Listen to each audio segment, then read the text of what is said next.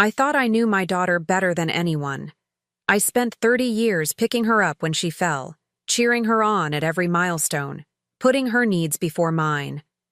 But it turns out, sometimes the people we love the most are the ones who see us the least.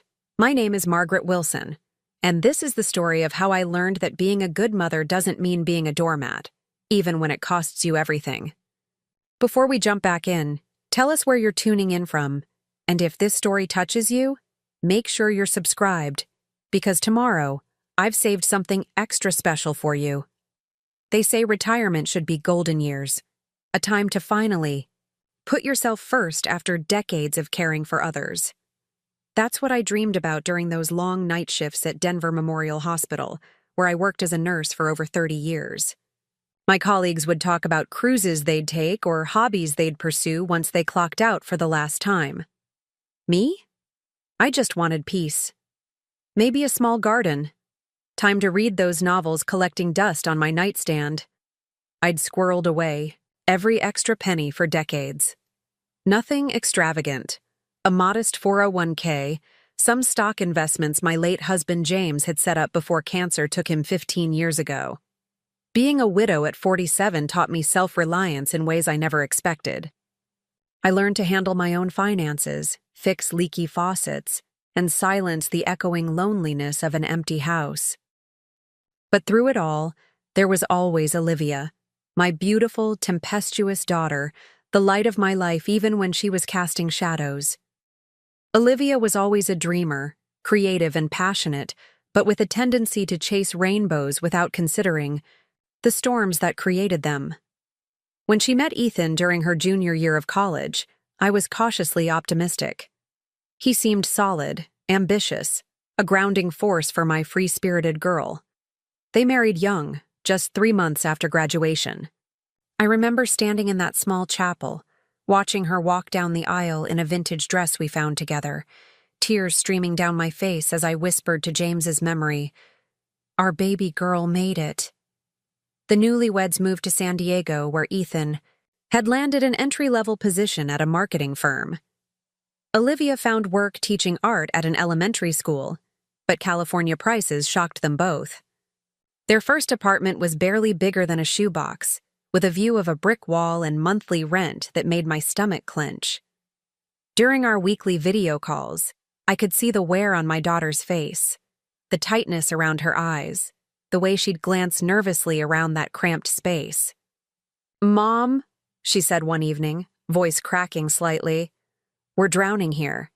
Ethan's commute is killing him, and after rent and student loans, we can barely afford groceries." She wasn't asking directly, but I knew my daughter. I could read between those lines. That night, I opened my retirement portfolio and stared at the numbers. The sensible part of me, the part that had budgeted and saved for decades, whispered caution. But the mother in me couldn't bear the thought of Olivia struggling when I had the means to help. I transferred $10,000 to her account the next morning, telling myself it was a one-time gift, a boost to help them find their footing. One time became 2, then 3. Within a year, it had become a pattern. $1,500 transferred monthly without fail. Not enough to solve all their problems, but enough to ease the pressure. Enough to bring back my daughter's smile during our calls. "You're a lifesaver, Mom," she'd say. "We'll pay you back someday, I promise." I didn't expect repayment. That's not why mothers help. But I did expect gratitude, perhaps, or at least acknowledgement of the sacrifices being made. I was still working part-time at an urgent care clinic, postponing my full retirement to maintain the extra cash flow. My own dreams deferred, yet again. Then came Noah, my first grandchild, a perfect blue-eyed boy with Olivia's dimples and curious nature. The moment I held him, something fierce and protective awakened in me anew. I flew to San Diego every chance I got, spending my vacation days rocking him through colicky nights, preparing freezer meals, doing anything I could to make their lives easier. When Noah was 8 months old, Olivia called in tears. "Mom, we can't keep living like this. This apartment is too small now that we have Noah. There's mold in the bathroom that I'm worried will make him sick, and the neighborhood isn't safe enough. We need to find somewhere better. I understood her concerns. I'd seen that apartment, felt the dampness in the walls, heard the arguments that echoed through the thin ceiling from the neighbors above. Noah deserved better. They all did. "What are you thinking, sweetheart?" I asked, already mentally calculating what I could afford to give. "We found a townhouse in a better neighborhood. It's perfect. A small yard for Noah. Good schools nearby. But the down payment." "Hardy," she trailed off. The down payment was substantial, $75,000 for a modest 3-bedroom in a decent part of San Diego. It would require liquidating a significant portion of my retirement investments. My financial advisor, Gregory, practically begged me not to do it. "Margaret, this is the bulk of your security," he warned during our meeting. "You're 62. These funds need to last potentially another 30 years. Family comes first," I replied, the words automatic, rehearsed. "What good is security if my daughter and grandson are suffering?" Gregory sighed, shuffling the papers on his desk. "At least make it a loan. Draw up paperwork, establish terms." I waved away his concerns. "They're family, not clients. I trust my daughter." That trust cost me $75,000, withdrawn as a lump sum, with penalties that made me wince but not waver. When I wired the money to Olivia and Ethan's account, the relief in my daughter's voice was payment enough. Or so I told myself. They moved into the townhouse a month later. I flew out to help, spending 2 weeks unpacking boxes, hanging curtains, and assembling furniture, while Ethan worked long hours, and Olivia juggled Noah and her part-time teaching position. The house was lovely. Not extravagant, but clean, bright, with a small patch of grass where Noah could someday play. I took pictures of every room, especially the guest bedroom they'd set up with a comfortable pull-out sofa and a small desk. "This is your space whenever you visit, Mom," Olivia said, hugging me tightly. "You've given us so much. This home is your home, too." Those words warmed me through many cold Colorado nights in the years that followed. I'd look at the photos of that guest room, my room, and feel connected to them despite the distance. Even as I continued sending monthly support, now reduced to $1,000 as their careers slowly advanced, I consoled myself with the knowledge that I had a place in their lives, both figuratively and literally. Noah grew from a baby to a rambunctious toddler, then to a kindergartner with a gap-toothed smile and endless questions about the world. I treasured our video calls, where he'd show me art projects or practice reading simple books. 3 times a year, I'd make the trip to San Diego, each visit filling my heart in ways nothing else could. During those visits, I noticed changes in Ethan's attitude. What had once been warm gratitude cooled to polite tolerance. He'd make comments under his breath about in-laws who overstay their welcome, despite my careful efforts to be helpful. Without interfering, he'd disappear for work emergencies that seemed to coincidentally align with family dinners or Noah's weekend activities. Olivia noticed, too.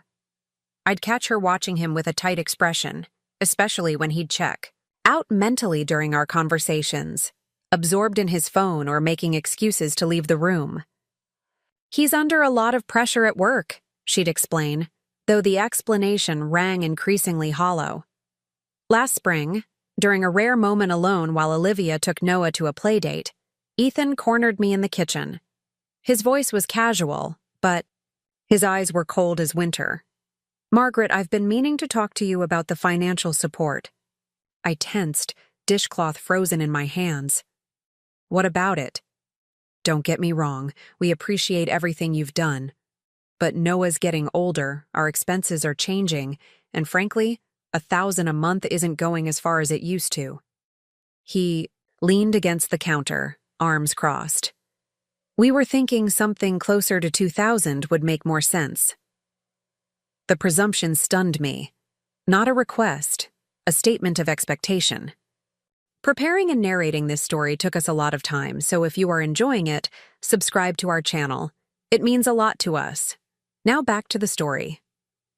As if my retirement fund was a resource they were entitled to access at will. I measured my response carefully. Ethan, I'm on a fixed income now. The monthly support was always meant to be temporary, until you both got established. His expression hardened. Established? In this economy? Do you have any idea what it costs to raise a family in California? Private school applications, activities, healthcare, not to mention inflation. I understand it's expensive, I said, keeping my voice level. But I've already given a substantial amount. You're her mother, he cut in, and Noah's only grandmother. If you can't support your own family, what's even the point of all that money sitting in your accounts? I felt something shift inside me then, a hairline fracture in the foundation of my relationship with my son-in-law. But I swallowed my hurt and anger, not wanting to create tension during my limited time with Noah. Later that night, I transferred an extra $1,000 to their account, a peace offering, a demonstration of good faith, perhaps even an attempt to buy back the warmth that seemed to be seeping from our family bonds. When Olivia called 2 months later with news that left me breathless, I was still nursing that wound. "Mom! Oh my God, Mom!" Her voice bubbled through the phone. "Ethan proposed again. He wants us to renew our vows for our 10th anniversary." My confusion must have been evident in my silence because she hurried to explain. "He's been planning it for months." A destination wedding in Cancun, just immediate family and our closest friends. Isn't it romantic? He says we deserve a real wedding, not the rushed ceremony we had when we were broke students. A cold weight settled in my stomach. That sounds expensive, sweetheart. Well, yes, she admitted, voice dipping slightly before rebounding with enthusiasm. But Ethan says we've worked so hard we deserve something special. The resort is gorgeous. Private beach, multiple pools, 5 restaurants. We're booking 20 rooms for a week in June. 20 rooms for a week in Cancun? I echoed faintly. Olivia, that must cost— Don't worry about the cost, she interrupted. We're handling it. I'm calling because we want you to be there, of course. You'll need to book flights soon to get the best rate. I'm emailing you all the details. That night, I couldn't sleep. Something felt off, a dissonance I couldn't quite name. Ethan, who had just pressed me for additional financial support, was suddenly funding a luxury destination wedding? It didn't add up. My nurse's instinct, the one that had helped me identify when patients weren't telling the complete truth about their symptoms, was sending up flares. The next morning, I called my bank. The customer service representative was friendly and efficient as she reviewed my accounts. Everything looks good, Ms. Wilson, although I do see a significant withdrawal 2 weeks ago that was a bit unusual for your pattern. Did you authorize a transfer of $35,000 to an external account? The room tilted sideways. I'm sorry. What? A wire transfer on the 14th. To an account under the names Olivia and Ethan Parker. I assume that's your daughter and son-in-law? My mouth went dry. I didn't authorize that transfer. What followed was a blur of security questions, formal disputes, and increasingly panicked phone calls. The transfer had been initiated online, using my credentials. The bank's investigation revealed the login had occurred from San Diego, not Colorado, during my most recent visit. They had taken my money, $35,000, nearly a third of what remained, in my retirement fund, without my knowledge or permission. Used my own computer or phone while I was staying with them, perhaps while I was sleeping or showering or playing with Noah in the backyard. The betrayal was so complete, so calculated, that at first I couldn't process it. When I finally gathered the courage to call Olivia, my hands were shaking so badly I could barely hold the phone. Mom, I was just about to call you. Did you get the email with the resort information? We need to confirm your room preferences by Friday. Her voice was light, buoyant with excitement. Olivia, I said, my voice strangely calm despite the storm raging inside me. I need to ask you something important, and I need you to tell me the truth. Did you or Ethan transfer money from my accounts without my permission? The silence that followed was answer enough. Mom, she finally said, her voice small, defensive. It's not what you think. We were going to tell you. Tell me what? That you stole from me? We didn't steal. We borrowed. For the vow renewal. It's for our family. For all of us to have this amazing experience together. You're always saying how important family is, how you'd do anything for us. Borrowing involves asking permission. Olivia. It involves discussion, consent. What you did was theft. That's a horrible thing to say. After everything we've been through together? Mom, you know we'll pay you back. Ethan's up for a promotion, and once that comes through, stop. The word came out sharper than I intended, but it cut through. Her excuses. I've contacted the bank. I've filed a fraud report. Another silence, this one electric with shock. You what? Mom, you can't be serious. They'll investigate us. There could be legal consequences. Yes, I said quietly. There could be.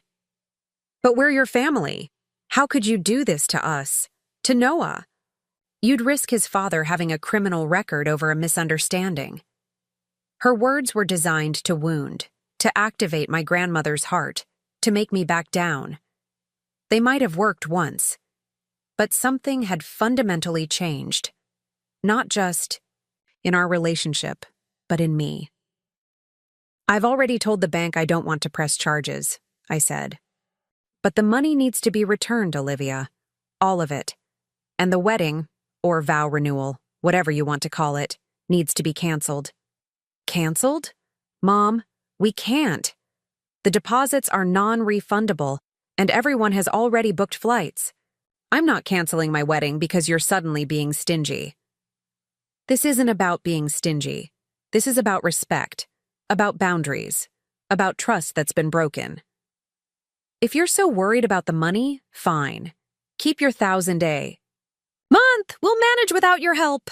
The irony of her statement, acting as if continuing to give them money was something I was imposing on them, rather than a sacrifice I'd been making, might have been comical if it wasn't so painful. This conversation isn't productive, right? Now, I said, exhaustion settling into my bones. We both need time to think. I love you, Olivia. That hasn't changed, but what happens next depends on your choices, not mine. I hung up and sat in the quiet of my living room, watching dust motes dance in the afternoon sunlight streaming through the window.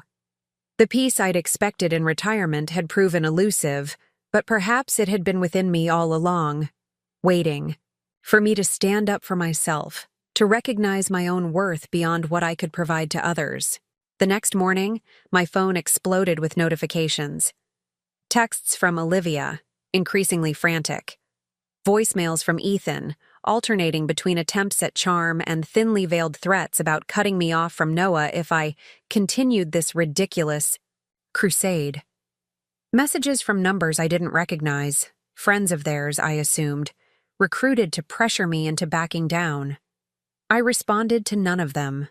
Instead, I drove to my local bank branch and met with the manager, a kind-eyed woman, named Teresa, who had handled my accounts for years. I'd like to move my remaining funds to new accounts, I told her. And I need to ensure no one but me has access. No electronic transfers without my physical presence and ID verification. Teresa nodded, understanding in her eyes. Family? Financial situations can be complicated. We'll make sure you're protected, Margaret. That afternoon, I received an email from the resort in Cancun. The vow renewal celebration had been canceled. All deposits had been returned to the original form of payment, my credit card, which they had also apparently used without my knowledge. The realization should have brought relief, but instead, it hollowed me out. How long had this been happening? What else didn't I know? 3 days of silence followed. I spent them in my garden, planting the tomato seedlings I'd been nurturing on my kitchen windowsill. There was something therapeutic about digging my hands into soil, about participating in creation rather than consumption, about setting boundaries, this far and no farther, even if only with wooden stakes and twine. When my phone rang on the 4th day, I almost didn't answer. But something, intuition perhaps, or simple exhaustion with the weight of unresolved conflict, made me pick up. "Mom?" Olivia's voice was rough, as if she'd been crying. "Can we talk? Really talk this time?" We met at a coffee shop halfway between our homes, a 6-hour drive for each of us to a neutral location in Utah where neither of us could easily storm off. I arrived first, claiming a quiet table in the corner. When Olivia walked in, the sight of her hit me with physical force. She looked smaller somehow, diminished. Her eyes were shadowed, her usually styled hair pulled back in a hasty ponytail. "Where's Noah?" I asked as she slid into the seat across from me. "With my friend Jenna. I came alone." She fiddled with a sugar packet, not meeting my eyes. "Ethan doesn't know I'm here." "I see." I waited, letting the silence stretch between us. "I've left him," she finally said, the words tumbling out, in a rush. "Or at least I think I have. I packed some bags, took Noah, and we're staying with Jenna for now. I don't know if it's permanent, but I needed space to think." I nodded, careful to keep my expression neutral despite the surge of conflicting emotions. "What prompted this?"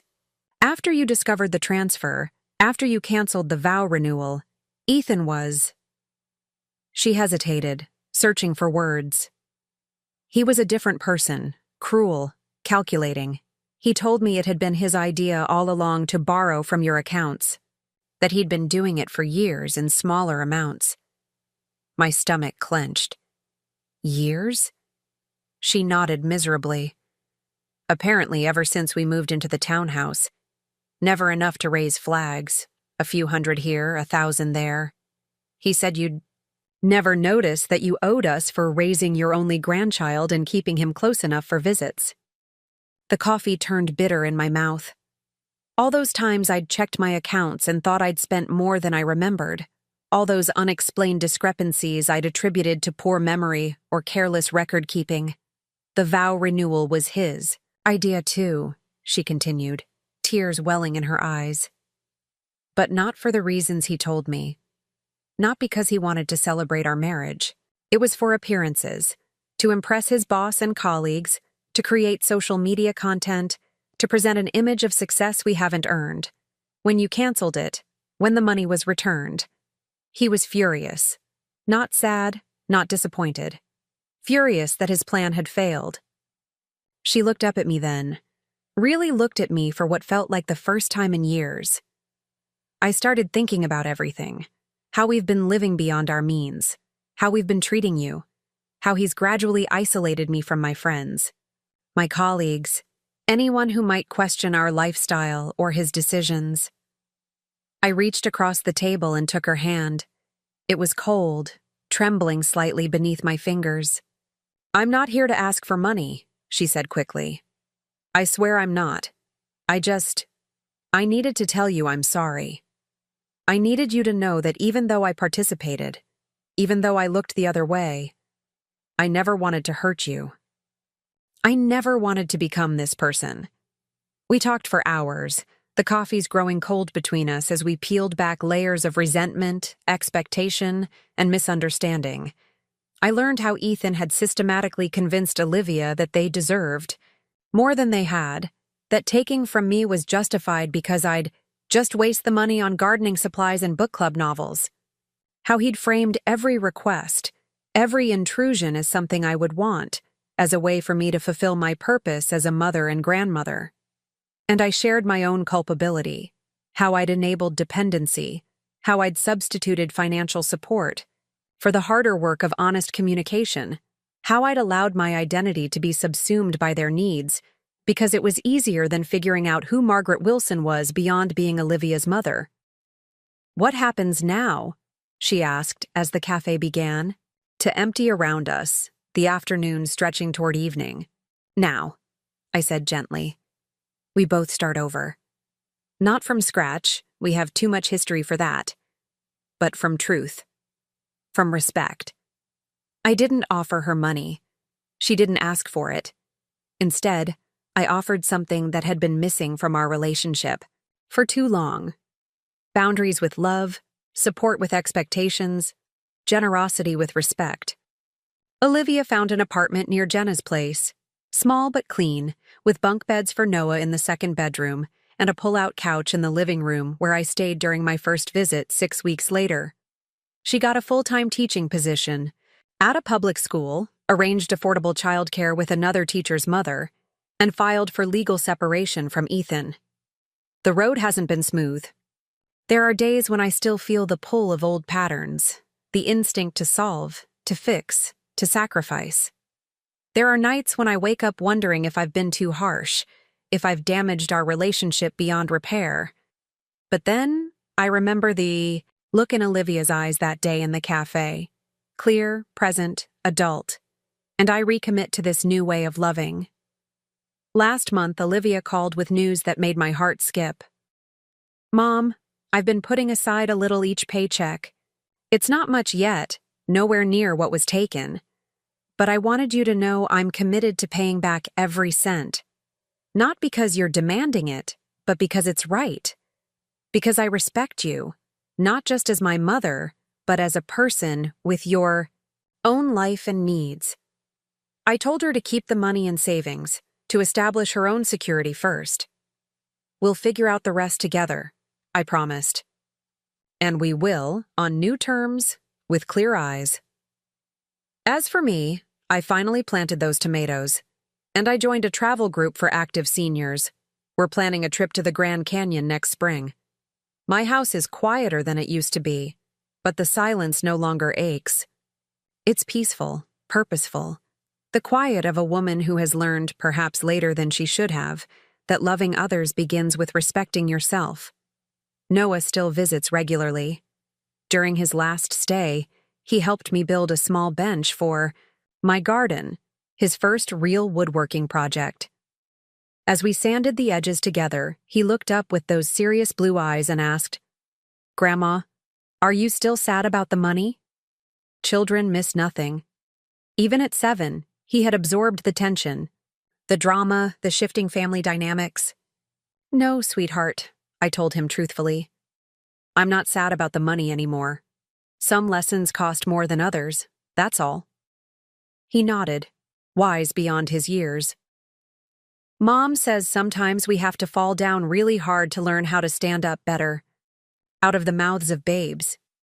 My daughter was learning, growing, finding her strength, not despite our painful confrontation, but because of it. And in helping her learn to stand on her own, I had finally found my own footing as well. They say retirement should be golden years, a time to finally put yourself first after decades of caring for others. Looking out at my garden, at the life I'm building for myself day by day, I think perhaps they're right. Not in the way I originally imagined, with cruise ships and novel reading, but in something deeper. Something earned through difficult choices and painful growth. Sometimes the most precious gift we can give our children isn't financial security or unwavering support. Sometimes it's the example of a woman who knows her own worth, who sets healthy boundaries, who loves fiercely but wisely. A woman who understands that no can be an act of love just as profound as any sacrifice. That's the legacy I hope to leave Olivia and Noah, not a hefty inheritance, but a blueprint for living with dignity, courage, and self-respect. Because in the end, that's worth more than any destination wedding could ever be. When Noah turned 8, Olivia called with news that sent a subtle ripple of unease through my otherwise placid life. "Mom, Ethan's been promoted. They're making him regional marketing director for the West Coast territories." Her voice bubbled with excitement through the phone, the words tumbling over each other in that breathless way she had whenever big changes were on the horizon. It means more travel, more responsibility, but the salary bump is substantial. We're thinking of upgrading to a larger home, maybe in Torrey Highlands. I was slicing bell peppers for dinner as we spoke, the knife pausing mid-cut. That's wonderful news, sweetheart. But Torrey Highlands? That's one of the most expensive neighborhoods in San Diego, isn't it? Well, yes, she admitted, her tone shifting slightly. But Ethan says, with his new position, image matters. His colleagues all live in upscale areas, and there will be business dinners, networking events. You know how it is. I didn't know, actually. In my world of nursing and practical Colorado living, appearance had always taken a back seat to substance. But I swallowed my reservations. I'm sure you've thought it through carefully. We have, she assured me, then hesitated. Actually, that's partly why I'm calling. The down payment. Even with Ethan's raise, we'd be stretching ourselves thin. I was wondering if maybe you could help? Just to bridge the gap? We'd pay you back once the bonus comes through next quarter. The knife resumed its rhythm against the cutting board, perhaps with slightly more force than necessary. How much are we talking about, Olivia? Just 50,000, she said, it casually, as if requesting pocket change. I know it sounds like a lot, but property values in San Diego are skyrocketing. It's actually an investment, Mom. In 5 years, that house could be worth 30% more. My chest tightened. $50,000 would deplete nearly half of what remained in my retirement accounts after years of supporting them. Gregory's warnings echoed in my mind. The calculations showing how long my money needed to last. The cautionary tales of seniors outliving their savings. I need to think about this, Olivia. That's a significant amount. Of course, she said, quickly. Take your time. But if you could let us know by next week, the sellers have another offer pending, and we don't want to lose out. After we hung up, I sat at my kitchen table, the half-prepared dinner forgotten. Something felt different about this request, more presumptuous, less grateful. The monthly support I'd been providing had gradually increased to $1,500 again, despite Ethan's steady career progression. Each time I'd gently suggested scaling back, there was always a reason why they couldn't manage. Noah's private school tuition, the unexpected roof repair, the extracurricular activities that were essential for his development. I called my brother Richard that evening, something I rarely did when it came to financial matters. He'd always been the pragmatic one in our family, sometimes brutally so. Maggie, he said after I explained the situation, you're being taken advantage of. You realize that, right? They're family, Rich. They've hit some rough patches, that's all. Rough patches don't last 8 years, and they certainly don't include buying houses in exclusive neighborhoods. When was the last time Olivia asked how you were doing? Whether you had enough for your own needs? His question landed like a stone in still water, sending ripples of discomfort through me. When had Olivia last shown interest in my life beyond perfunctory questions about my garden or book club? When had she considered the source of the money that flowed so freely into her household? I'm not saying cut them off, Richard continued, his voice gentler now. I'm saying establish some boundaries.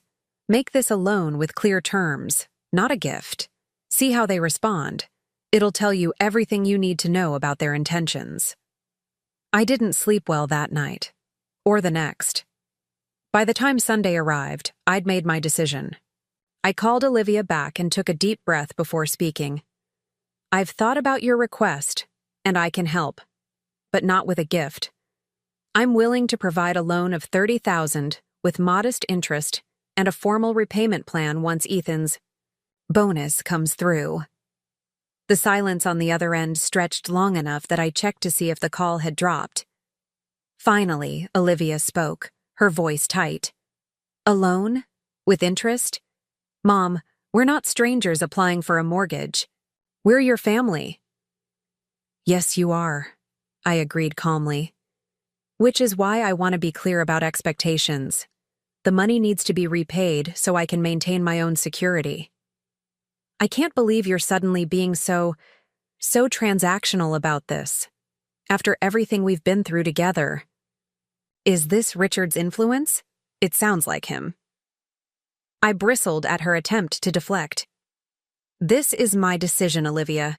I've supported you and your family generously for years. I'm not refusing to help now. I'm simply defining terms that protect everyone's interests. Protect your interests, you mean, she snapped. Fine, I'll tell Ethan he's not going to be happy. I'm sorry to hear that, I said, surprised by the steadiness in my voice despite the knot in my stomach. The offer stands if you want it. Just let me know. She hung up without saying goodbye. I placed my phone on the coffee table and sat.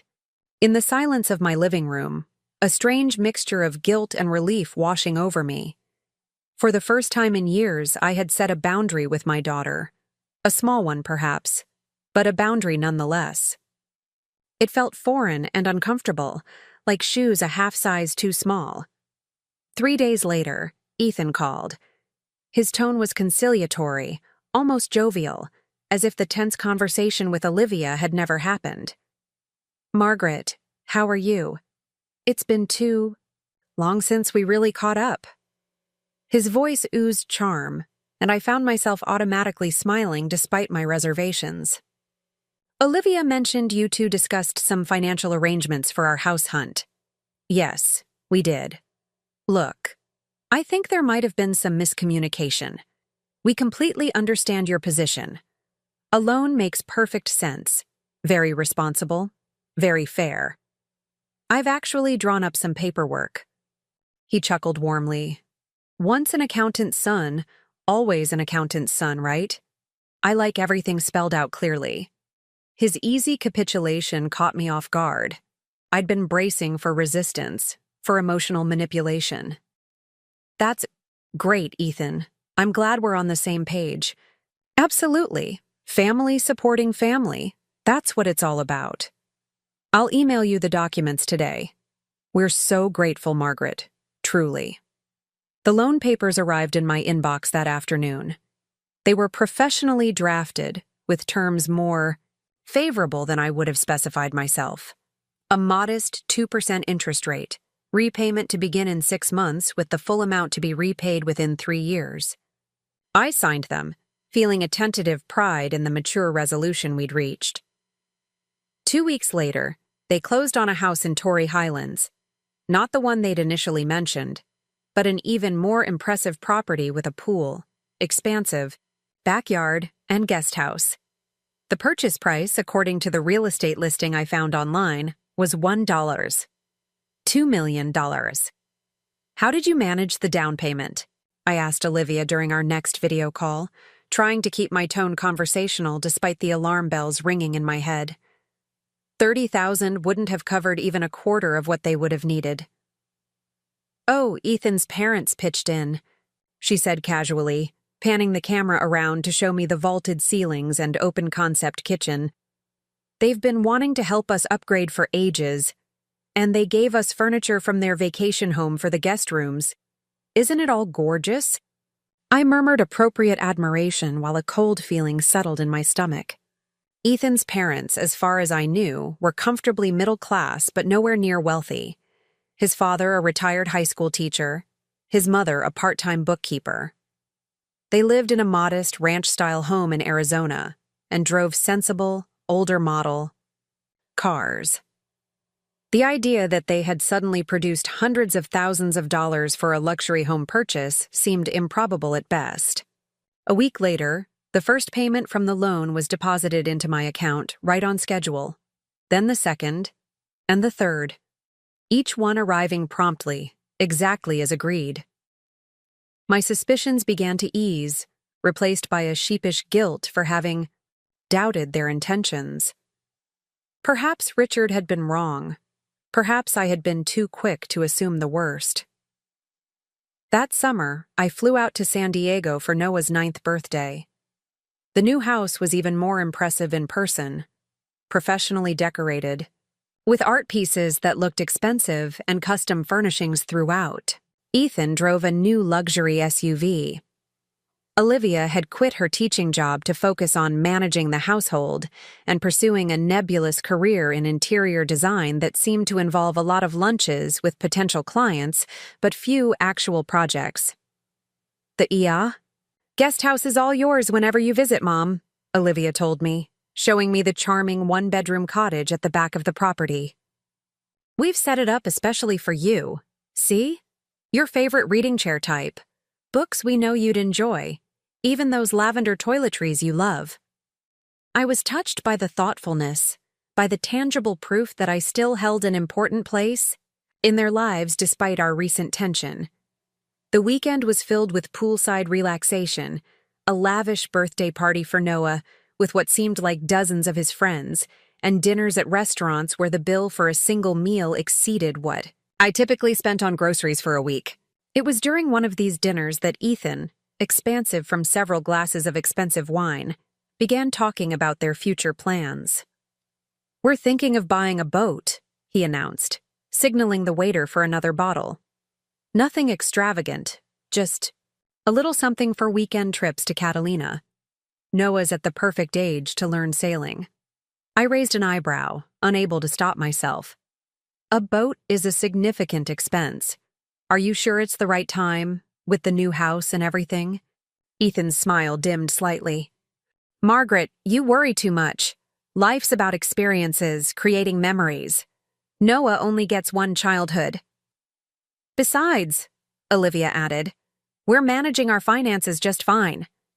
The loan payments to you are always on time, aren't they? I nodded, acknowledging the point while still feeling uneasy about their apparent lifestyle inflation. Throughout the weekend, I noticed other signs of lavish spending. Designer clothes with tags still attached in Olivia's closet, the latest gaming system for Noah with dozens of games, a wine cellar being installed in the basement. On my last evening there, while Olivia was putting Noah to bed, Ethan cornered me in the kitchen. His expression was serious, his voice lowered. I wanted to talk to you privately, Margaret, about our financial arrangement. My guard immediately went up. What about it? We're incredibly grateful for your help with the down payment. He leaned against the counter, arms crossed casually. But I've been thinking, your family, not a bank. The interest payment seems so formal, don't you think? Given everything you've done for us, and everything we do to make sure you're part of Noah's life? The implicit transaction in his words made something twist uncomfortably in my chest. The terms were clearly established, Ethan. We all agreed. Of course, of course. He waved a hand dismissively. Just something to consider. After all, that money will ultimately benefit Noah someday, won't it? Your legacy, your grandson's future. It's all connected. Before I could respond, Olivia returned, and the conversation shifted to safer topics. But Ethan's words lingered, leaving a sour taste that persisted long after I returned to Colorado. The next loan payment was late.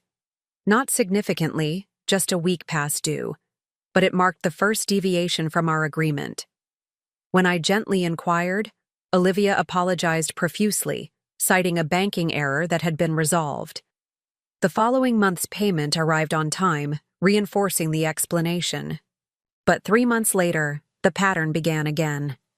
A payment would be late, accompanied by a plausible excuse.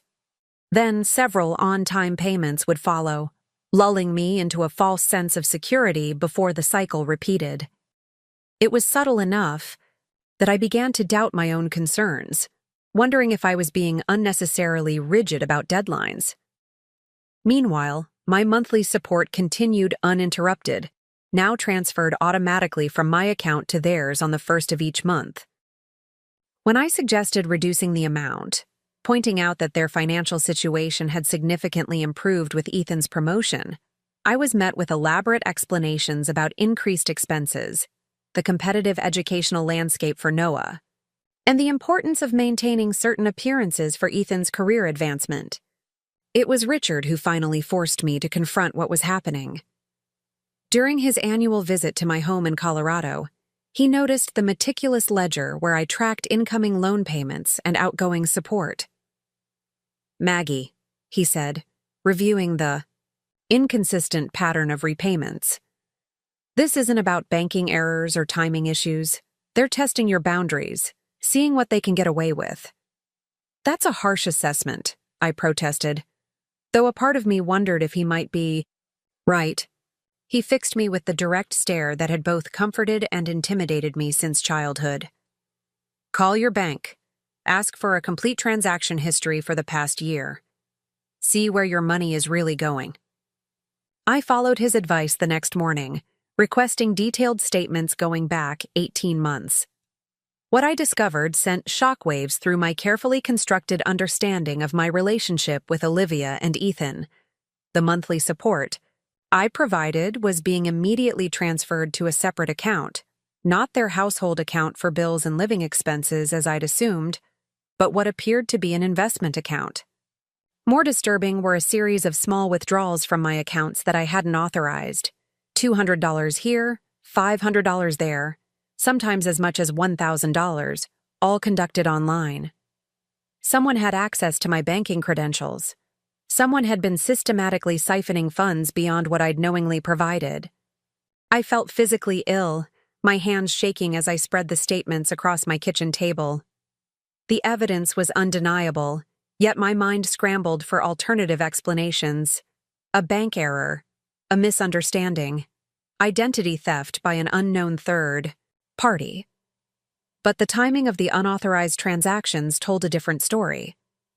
Many occurred during or immediately after my visits to San Diego, when my laptop or phone would have been accessible in their home. Others aligned with times when Olivia had asked to use my computer to check something quickly during her visits to Colorado. The violation went beyond financial. It was a breach of trust so fundamental that I struggled to process it. These weren't strangers or distant relatives. This was my daughter, my grandson's parents, the people I'd sacrificed for, supported, loved unconditionally. I didn't confront them immediately. Instead, I secured my accounts, changing all passwords and requiring two-factor authentication for any transactions. I filed a report with the bank's fraud department, though I couldn't bring myself to formally accuse my own family. And I began quietly gathering information, reviewing credit card statements, tracking the timing of their major purchases against unexplained withdrawals from my accounts. The pattern that emerged was damning. The luxury SUV Ethan now drove, purchased 3 days after a $5,000 unauthorized withdrawal from my retirement account. The professional landscaping for their new backyard coincided with a series of smaller withdrawals totaling nearly $8,000. Even Noah's extravagant birthday party showed signs of being partially funded through money taken from my accounts without permission. What haunted me most wasn't just the theft, it was the calculation behind it. The systematic way they'd exploited my trust, the careful calibration of taking enough to fund their lifestyle enhancements, but not so much that I would immediately notice.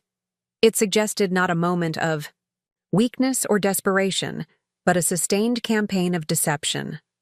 I stopped sleeping through the night. Food lost its taste. My garden, usually my sanctuary, felt like another burden. One more living thing depending on me for sustenance. During my volunteer shifts at the community center, colleagues commented on my distraction, the dark circles under my eyes, the way I sometimes froze mid-sentence as another piece of the puzzle clicked into place. "Are you ill, Margaret?" my friend Eleanor asked after I dropped a stack of folders for the third time that morning. "You don't seem yourself lately." "Just tired," I replied automatically. "Nothing to worry about." But there was plenty to worry about. Beyond the immediate betrayal lay deeper questions that scratched at my consciousness like thorns. How long had this been happening? Had our entire relationship devolved into a transactional exchange where my value was measured solely by what I could provide? Had I enabled this by being too generous, too available, too willing to prioritize their needs above my own? Most painful of all, did they love me at all, or merely the resources I represented? I might have continued in this limbo of knowledge without confrontation indefinitely, paralyzed by the fear of what a direct accusation would do to our family relationships. But then came the Thanksgiving invitation that forced my hand. "Mom, we're planning something special this year," Olivia announced during our weekly video call. "A proper family Thanksgiving at the house. We're inviting Ethan's parents, his sister and her family, a few close friends. Noah's so excited to have everyone together." I nodded, attempting a smile while wondering how much of this gathering would be financed through my unknowing contributions. "We want you to come out a week early," she continued, "to help with preparations, but also, we have something important to discuss with you. Something exciting." Her tone set off alarm bells. "What kind of exciting news?" "We can't really talk about it over the phone. It's a family matter, a proposal we think will benefit everyone." She lowered her voice conspiratorially. "Let's just say it involves the future, planning ahead, making sure everyone's needs are met in the best possible way." The vague description, combined with everything I now knew about their financial manipulations, cemented my suspicions. This wasn't about a family gathering. This was about access to my remaining assets, perhaps a pitch for moving me to San Diego permanently, where they could more directly manage my finances. Or worse, some scheme to have me invest in a business venture or property that would primarily benefit them while being framed as securing my future care. That night, I sat at my kitchen table with a legal pad, methodically listing every unauthorized withdrawal I'd identified. The total made me physically recoil, $63,740 over 18 months, not including the legitimate support I'd knowingly provided or the loan for the house down payment. It was a staggering sum, money that represented years of careful saving, overtime, shifts with aching feet, sacrificed vacations and delayed dreams. In that moment, something crystallized within me, a clarity that cut through the fog of doubt and emotional manipulation. This wasn't about money, not really. It was about respect, about honesty, about whether I would continue to accept being valued only for what I could provide rather than who I was. I picked up my phone and composed a text message to Olivia. "I need to postpone my Thanksgiving visit. Something important has come up. I'll call you this weekend to discuss." Her response was immediate, concerned. "Is everything okay? Are you sick? Do you need us to come to you?" The irony of her apparent worry wasn't lost on me. Concern for my well-being now, when access to my presence, and presumably my finances, was at risk. "I'm fine," I replied simply. "Just need to sort some things out before traveling. We'll explain later." That weekend, I drove to a small coffee shop 2 towns over, neutral territory, where I could make the call I'd been dreading without the comfort of familiar surroundings to weaken my resolve. I ordered a tea I didn't drink and sat in a corner booth, rehearsing the words one final time before dialing. Olivia answered on the second ring, her voice warm but edged with curiosity. "Mom, is everything all right? We've been worried." "I need to ask you something important," I said, skipping the pleasantries. "And I need you to be completely honest with me." "Of course," she replied, though I detected a new wariness in her tone. "What is it?" "Have you or Ethan been accessing my accounts without my knowledge, taking money beyond what I've explicitly given you?" The silence that followed was different from any pause in our previous conversations. It wasn't contemplative or confused. It was calculating, the silence of someone rapidly assessing options, weighing denials against admissions, determining the extent of what I might already know. "Mom," she finally said, her voice shifting into a defensive register. I recognized all too well. "What are you talking about? Why would you ask something like that?" Because I have bank statements, Olivia. I have dates, amounts, and patterns that align perfectly with your visits and major purchases. I know what's been happening, and I need to hear you acknowledge it. Another silence, this one briefer. It's not what you think. Then tell me what it is. Explain to me how thousands of dollars moved from my accounts to yours without my authorization. We borrowed sometimes, when things were tight. We were always going to pay it back. It wasn't stealing, Mom, it was. It was family, helping family. Her voice cracked slightly, a tremor of emotion that might once have softened my resolve. You've always said you wanted to help us give Noah the best life possible. Borrowing involves permission, Olivia. It involves honesty, transparency, respect. What you did was none of those things. I know it looks bad, she conceded, but Ethan had a system. He was tracking everything. The plan was to repay it all with interest once his year-end bonus comes through. We just needed to bridge some gaps temporarily.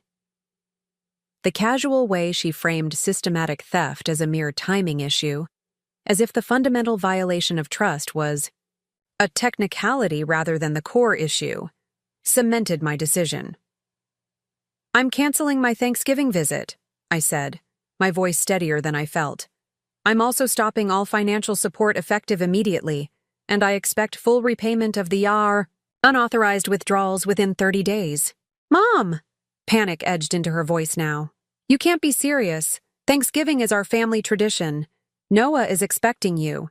And the money. We can't possibly repay everything that quickly. Your cash flow problems are not my responsibility, Olivia. Not anymore. You and Ethan made choices. Choices to take without asking. Choices to lie. Choices to exploit my trust. Now you can deal with the consequences of those choices. This is insane. Over a misunderstanding about money?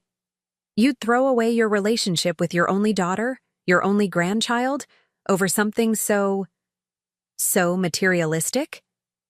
The attempted manipulation was so transparent it almost made me laugh. This isn't about the money.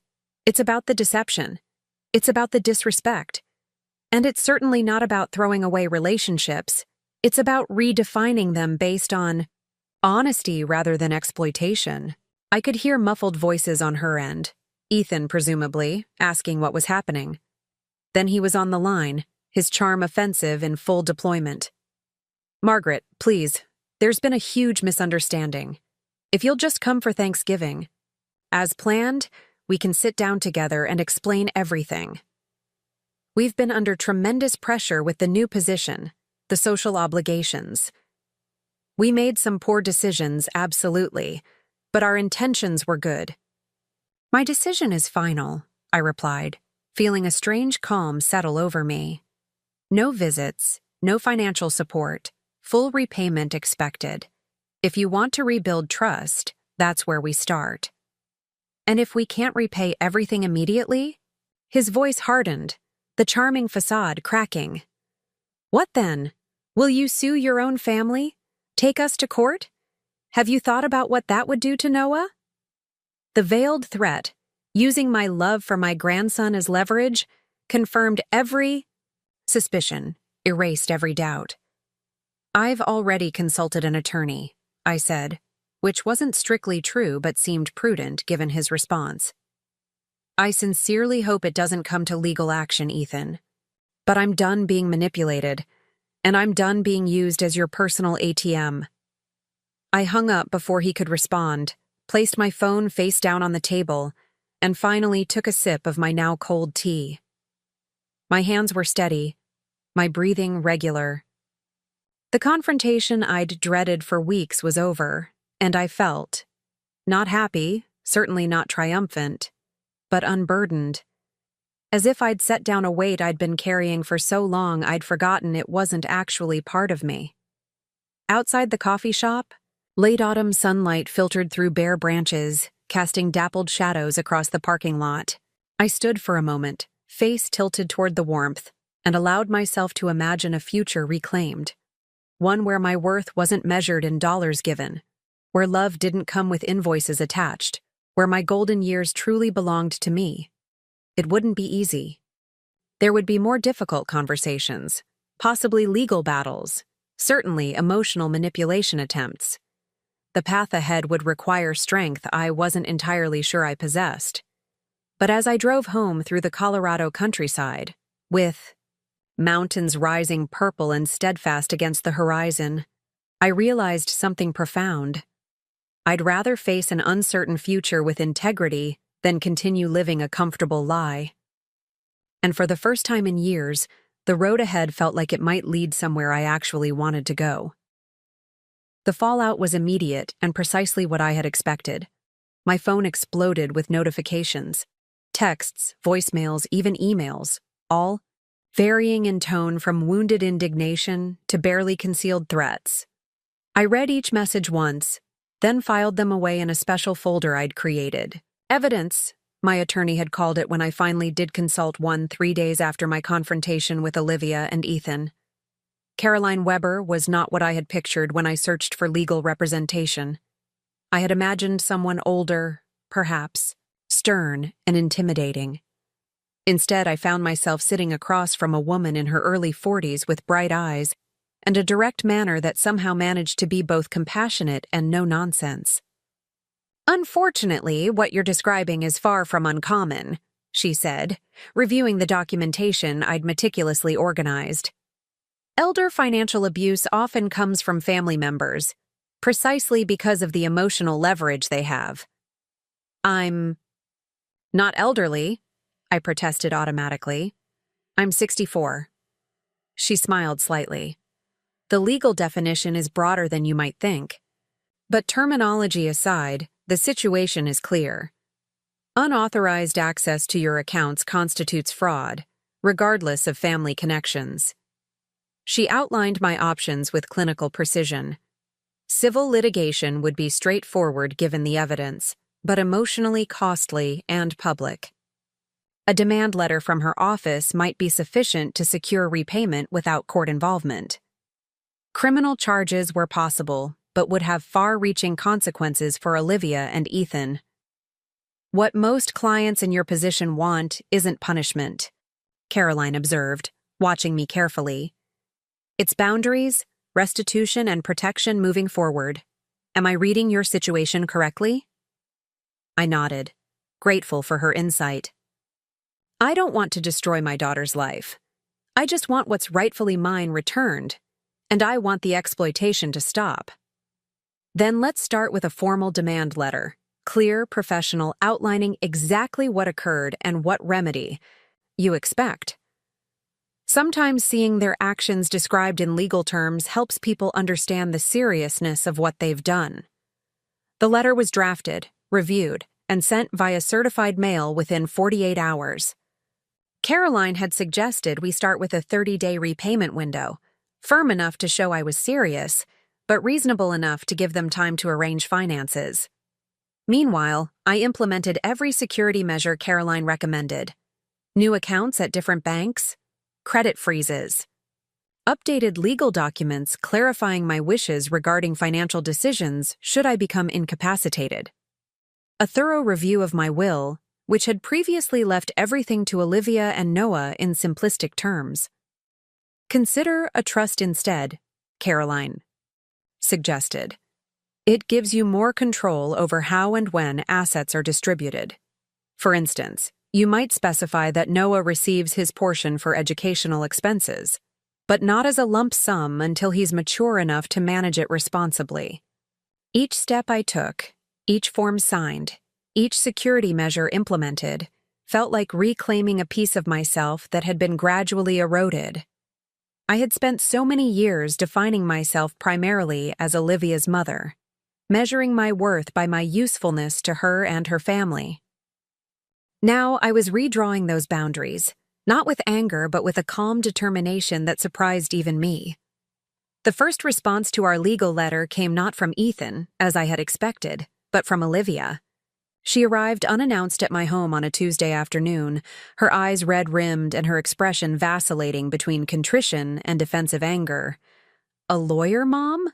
Really? You couldn't just talk to us directly? She stood on my porch, arms crossed, looking smaller and younger than I had seen her in years. I invited you to talk directly during our phone call, I reminded her, stepping aside to let her in despite my better judgment. You chose deception and manipulation instead of honesty. Inside, we sat in my living room, me in my favorite reading chair, her perched tensely on the edge of the sofa, as if ready to flee at any moment. The coffee I offered sat untouched on the table between us. Ethan's furious, she said finally. He says you've betrayed us. That family doesn't do this to family. Interesting perspective, I replied mildly. Does family steal from family in his worldview? She flinched. It wasn't stealing. Not really. We were going to pay it all back. When? How? You've been borrowing for years, Olivia. The debt has only grown. Your lifestyle has only become more extravagant. At what point was this magical repayment supposed to begin? She stared at her hands. You don't understand the pressure we're under. Ethan's position, the social expectations, Noah's school. We had to keep up appearances. No, I corrected gently. You chose to keep up appearances beyond your means, and you chose to finance that choice with money taken without permission from my retirement funds. Her eyes flashed with sudden anger. You've always been so judgmental about our lifestyle choices, so smug in your simple little life with your gardening and your book clubs. Not everyone wants to live like that, Mom. Some of us want more. The attack was so unexpected, so misaligned with reality, that for a moment I could only stare at her in bewilderment. Was this how she had justified their actions to herself? By casting me as an adversary, a judgmental presence to rebel against, rather than a mother who had sacrificed to support her? Olivia, I said carefully, I have never judged your desire for a comfortable life. What I'm addressing is your methods of achieving it. There's nothing wrong with wanting nice things. There's everything wrong with taking what isn't yours to get them. We had no choice. The expenses kept piling up, and every time we tried to get ahead, something else would happen. The roof leak, Noah's emergency room visit for his asthma attack, the property tax increase. She was crying now, tears tracking silently down her cheeks. We were drowning. And yet you bought a boat, I pointed out quietly. And Ethan drives a luxury SUV. And you quit your teaching job to pursue interior design without any clients. Those aren't the choices of people who are drowning, Olivia. They're the choices of people who feel entitled to more than they've earned. She wiped at her tears angrily. So that's it? You're just cutting us off? What about Noah? He loves you, Mom. He asks about you every day since you canceled Thanksgiving. The mention of my grandson sent a pang through my chest, sharp and deep. I had been trying not to think about how much I missed him, how his absence left a hollow space in my life that nothing else could fill. But I recognized the emotional leverage for what it was. Noah will always be my grandson, and I will always love him, I said firmly. But I won't be manipulated through that love. Not anymore. Manipulated? She looked genuinely shocked. Is that what you think I'm doing? I'm telling you that your grandson misses you. And implying that if I want to see him, I need to drop the demand for repayment and resume financial support. I kept my voice level, though my heart was racing. That's manipulation, Olivia. Using Noah as a bargaining chip in a financial dispute. She stood abruptly. This is pointless. You've obviously made up your mind. Hired your attack dog lawyer. Decided we're terrible people who deserve to be punished. I've decided I deserve to be treated with respect and honesty, I corrected. The letter outlines a reasonable repayment plan that takes into account your financial situation. If you and Ethan are willing to take responsibility and make amends, we can begin rebuilding our relationship. And if we can't repay at all, what then? You'll take us to court? Ruin Ethan's career? Maybe try to take Noah away from us? Her voice rose with each question, edged with hysteria. No one is talking about custody issues, Olivia. Please don't catastrophize. We're talking about repaying money that was taken. Without permission, that's all? She shook her head, already moving toward the door. I never thought you'd turn on your own family like this. Over money, of all things. Dad would be so disappointed in you. The invocation of James's memory, the implication that my late husband would side with dishonesty over integrity, was the final straw. Something shifted inside me, a seismic realignment of maternal tolerance. Your father valued honesty above all else, I said, my voice quiet but firm. He would be heartbroken to see how you've twisted that value to justify taking advantage of my love for you. Don't you dare use his memory as a weapon against me. She froze, hand on the doorknob, her back to me. For a moment, I thought she might turn around, might finally drop the defensive posturing and engage in an honest conversation. But then her shoulders stiffened, and she left without another word, the door closing behind her with a decisive click. I sat in the silence that followed, a curious calm settling over me despite the emotional turbulence of the confrontation. I had spoken my truth. I had maintained boundaries. I had refused to be manipulated through guilt or emotional blackmail. These were small victories, perhaps, but significant ones for a woman who had spent decades prioritizing peace over principle when it came to family relationships. The next communication came via email 3 days later, not from Olivia, but from Ethan. Gone was the charm offensive, replaced by cold formality. Margaret, after reviewing your demands with our own legal counsel, we acknowledge the withdrawals from your accounts. While we maintain these were temporary measures during a period of financial transition, we recognize the lack of formal authorization. We are prepared to offer a settlement of $30,000, representing approximately half the amount claimed, to be paid in monthly installments over 5 years. This is the maximum we can manage without significant hardship to our family, including Noah. Please have your attorney contact us to finalize terms. Regards, Ethan. I forwarded the email to Caroline without comment. Her response came within the hour. Half the stolen amount, stretched over 5 years, with no interest or acknowledgement of wrongdoing? Not acceptable. They're testing your resolve. How would you like to proceed? We decided on a measured escalation. Caroline drafted a response rejecting the offer but expressing willingness to negotiate reasonable terms based on full repayment of the principal amount.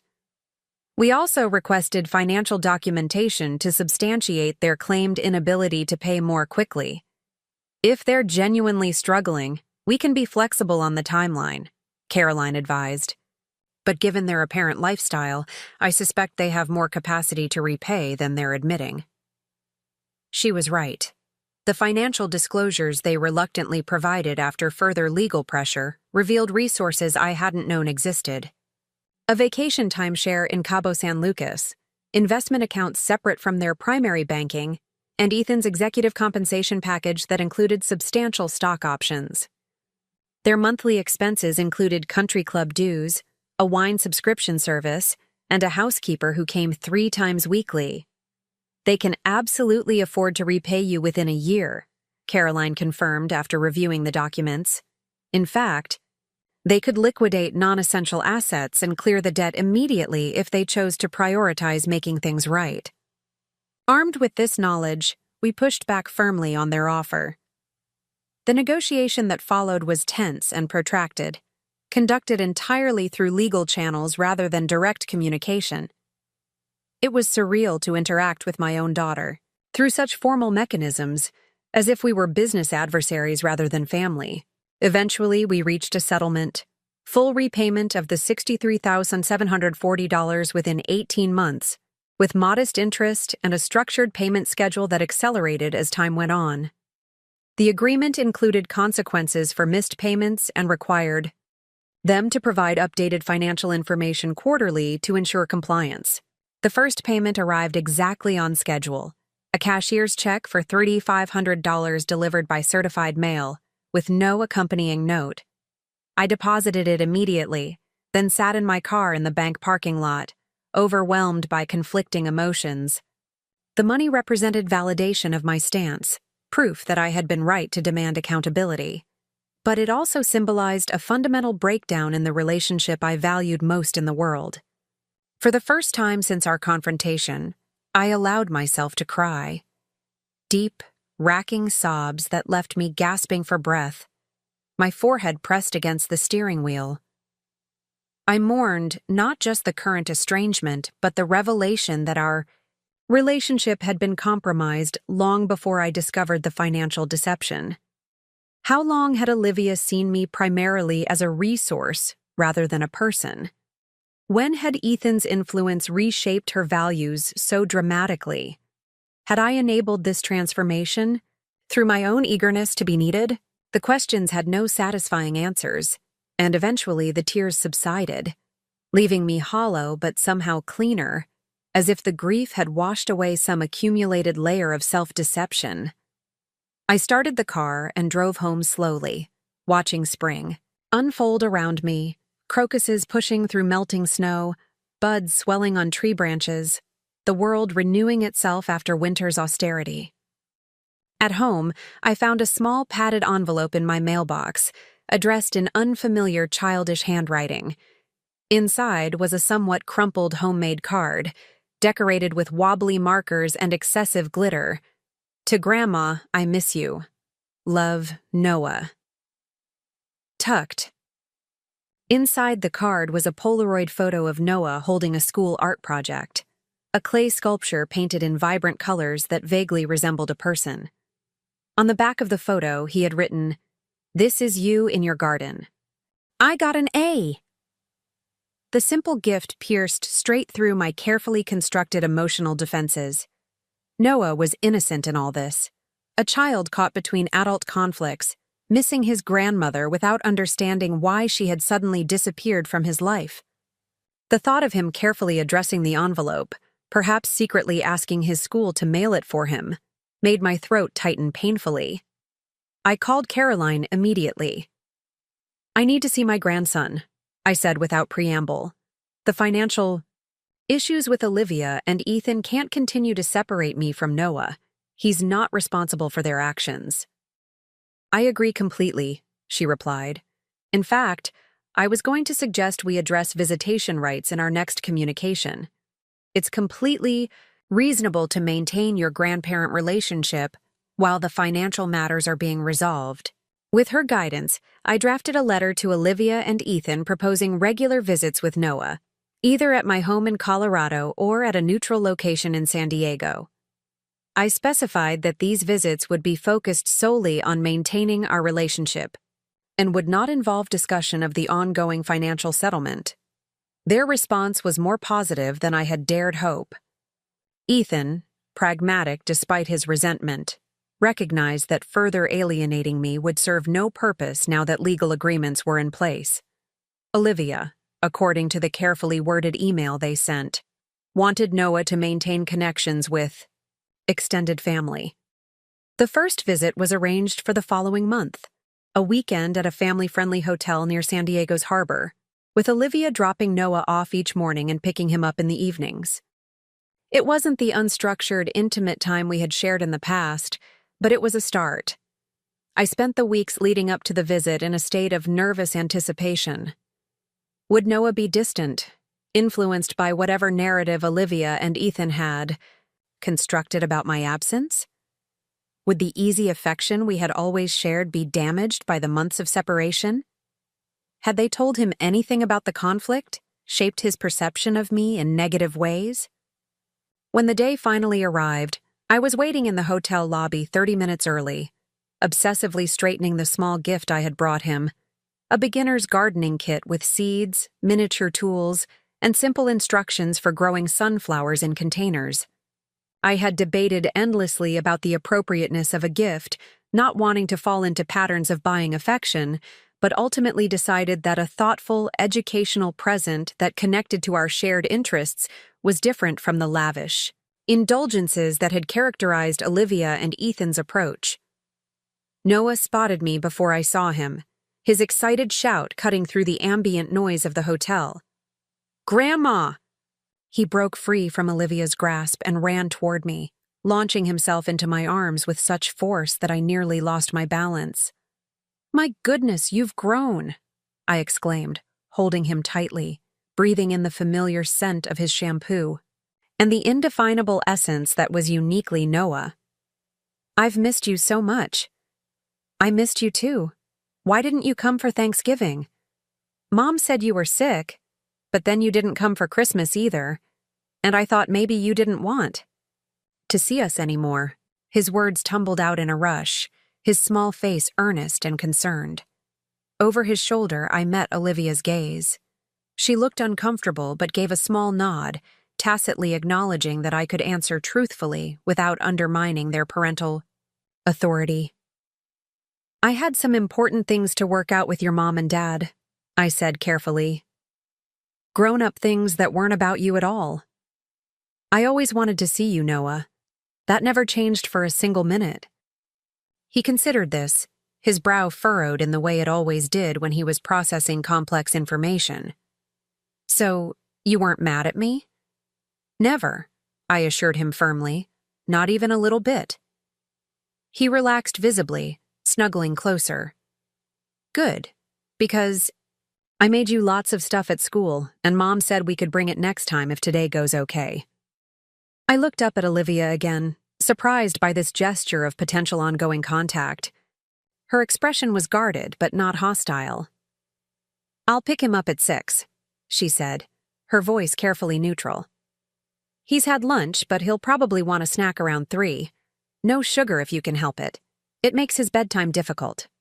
I nodded, grateful for the practical information and what it represented, a willingness to work together, however tentatively, for Noah's benefit. "We'll have a wonderful time," I assured her. "Thank you for bringing him." She hesitated, then added, "He really has missed you, Mom. He asks about you almost every day." The acknowledgement of our bond, simple as it was, felt like the first tentative step toward some new understanding between us. Not forgiveness, not yet.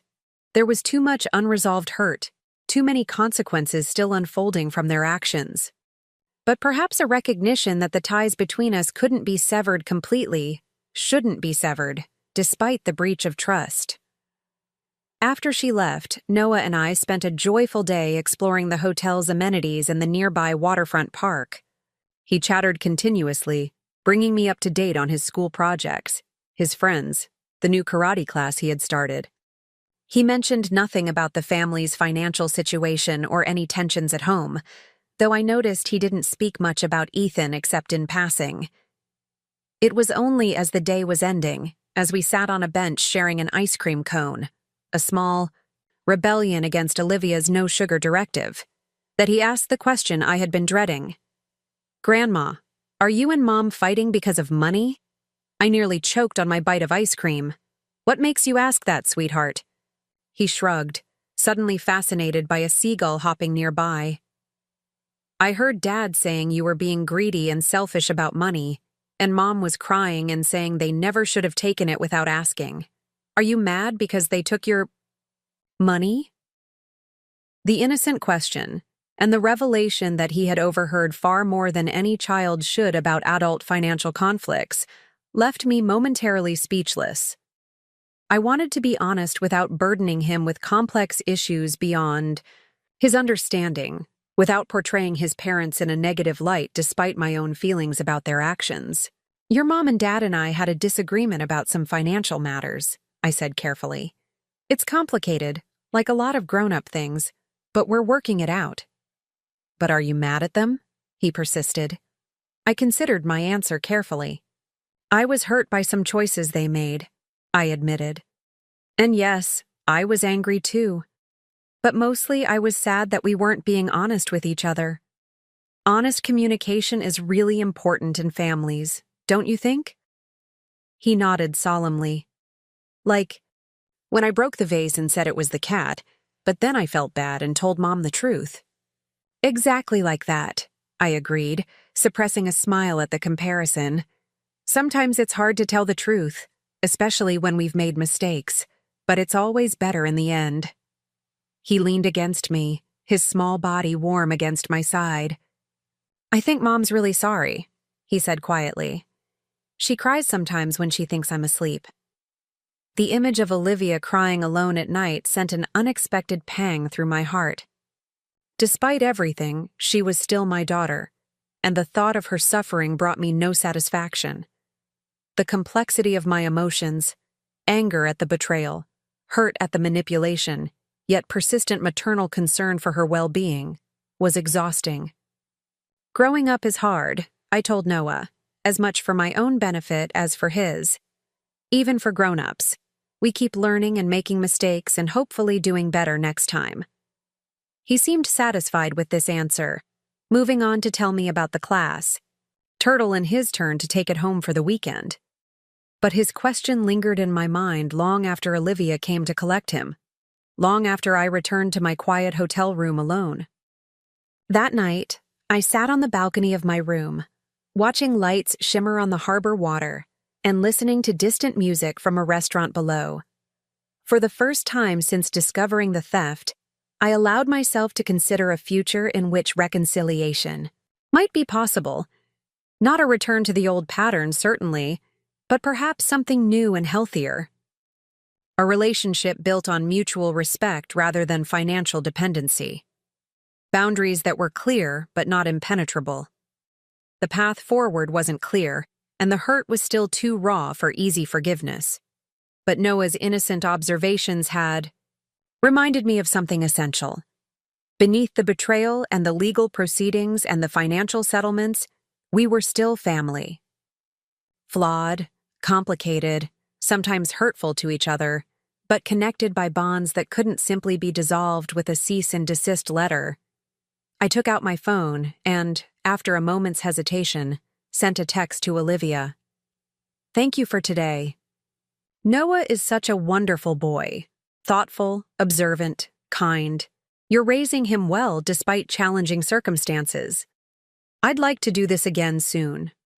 Her response came minutes later. He had a great time. Talked about you nonstop all evening. We can arrange another visit whenever you'd like.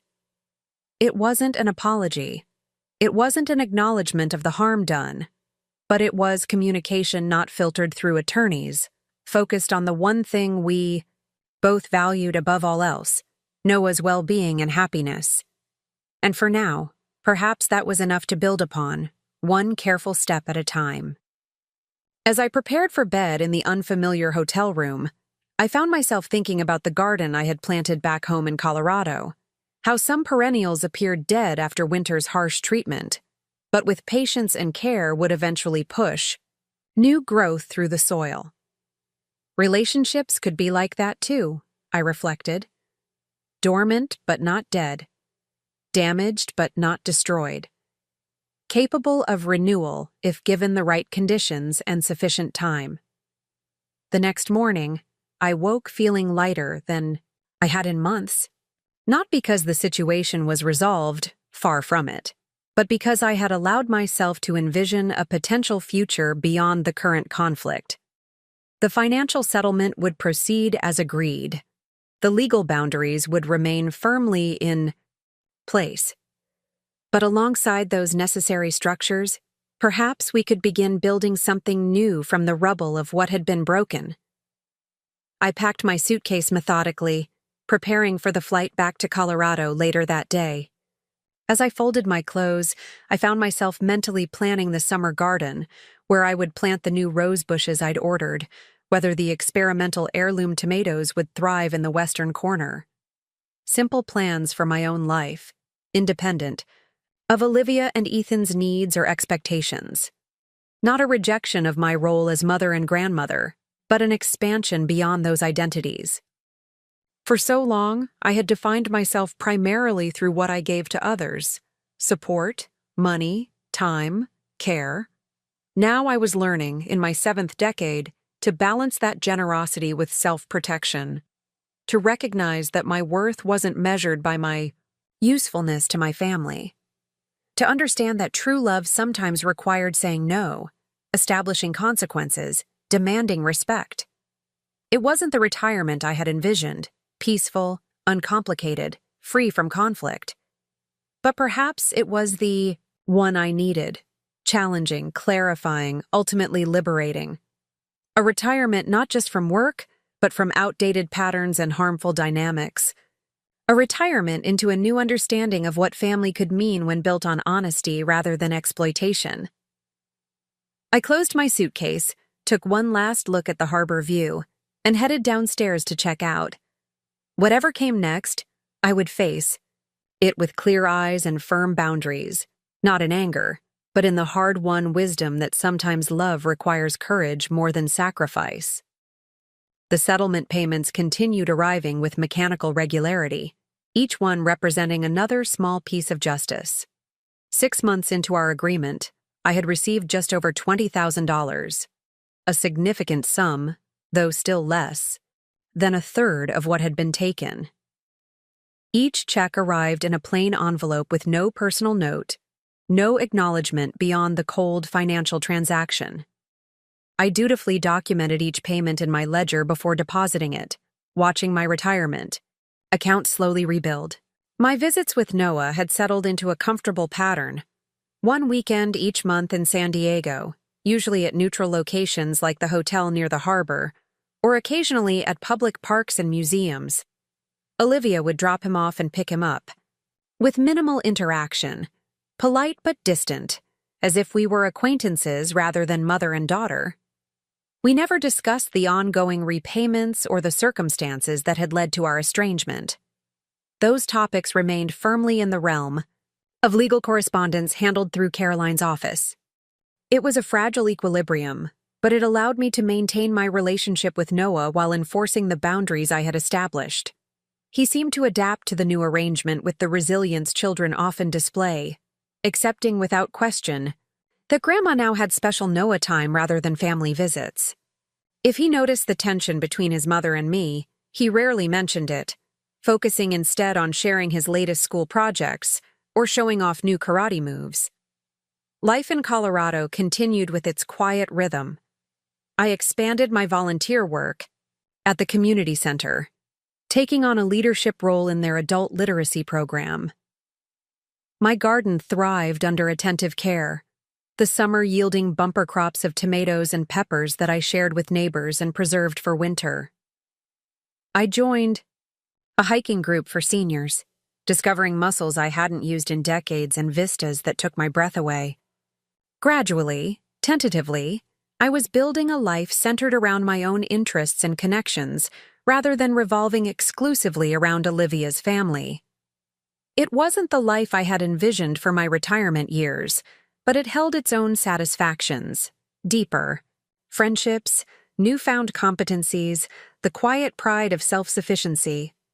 The settled pattern shattered on an ordinary Tuesday in September, with a phone call that sent me rushing to the airport on the first available flight to San Diego. "Mrs. Wilson, this is Melissa Jenkins from Torrey Pines Elementary. I'm Noah's teacher." The voice on the phone was professional but concerned. "There's been an incident at school involving Noah. He's physically fine, but he's quite upset, and we haven't been able to reach his parents." My heart rate accelerated immediately. "What kind of incident? Is he hurt?" No, nothing like that," she assured me quickly. "Noah had what appeared to be an anxiety attack during math class. He became very distressed, had trouble breathing, and was crying uncontrollably. Our school counselor has been with him, but he's asking for you specifically." For me? I was already reaching for my purse, mental calculations about flight times running through my head. "Have you tried both his parents? His mother should be reachable." There was a slight hesitation before the teacher continued. "We've been trying. All the emergency contacts." Mr. Parker's phone goes straight to voicemail. Mrs. Parker answered initially, but said she was in Los Angeles at a design consultation and couldn't get back until evening. She said to try you. The information landed like a stone in my stomach. Olivia was passing responsibility for a school emergency to me, which might have made sense if I lived locally. but she knew perfectly well I was in Colorado, hundreds of miles away. And where was Ethan? Why weren't either of them dropping everything to reach their distressed child? "I'll be there as soon as I can," I told the teacher, already pulling up flight information on my tablet. "Please tell Noah his grandma is coming. It may take several hours, but I'm on my way." I secured a seat on a flight leaving in 90 minutes, threw essential items into an overnight bag, and called a rideshare service to rush me to the airport. As I waited anxiously at the gate, I tried Olivia's cell phone repeatedly, growing increasingly frustrated when each call went unanswered. Finally, I sent a terse text. "On my way to San Diego. School called about Noah having anxiety attack. Where are you?" Her response came just as I was boarding. "In LA with important client. Can't leave. Thank you for handling this. We'll be back tonight." The dismissive brevity of her message, the apparent prioritization of a client meeting, over her son's emotional crisis, fueled a slow-burning anger that stayed with me throughout the flight. What had happened to the dedicated mother who once fretted over every sniffle, who had chosen teaching partly because the schedule aligned with Noah's school hours? When had career ambitions, or perhaps the lifestyle they supported, begun to outweigh parental responsibilities? By the time I arrived at Torrey Pines Elementary, school hours were long over, but the teacher had promised to wait with Noah in the after-school program. I found them in a cheerful classroom decorated with student artwork. Noah curled in a beanbag chair with a book, while Ms. Jenkins worked quietly at her desk. His face when he spotted me, the instant transformation from withdrawn misery to explosive relief, nearly broke my heart. "Grandma!" he cried, launching himself into my arms with such force I staggered slightly. "You came. You really came." "Of course I came, sweetheart," I murmured into his hair, holding him tightly. "I'll always come when you need me." Ms. Jenkins approached with a sympathetic smile. "He's been much calmer since knowing you were on your way. The counselor thinks the anxiety attack might have been triggered by some discussions about family finances that he's been overhearing at home." I stiffened slightly, but kept my expression neutral. "I see. Has he talked about what specifically upset him?" She lowered her voice. "He mentioned being worried about his parents fighting over money, about possibly losing their house. He said his dad has been super angry lately, and his mom cries a lot." The information settled like a weight on my shoulders. I had been so focused on recovering what was rightfully mine, on setting boundaries and enforcing consequences, that I hadn't fully considered how the situation might be affecting Noah.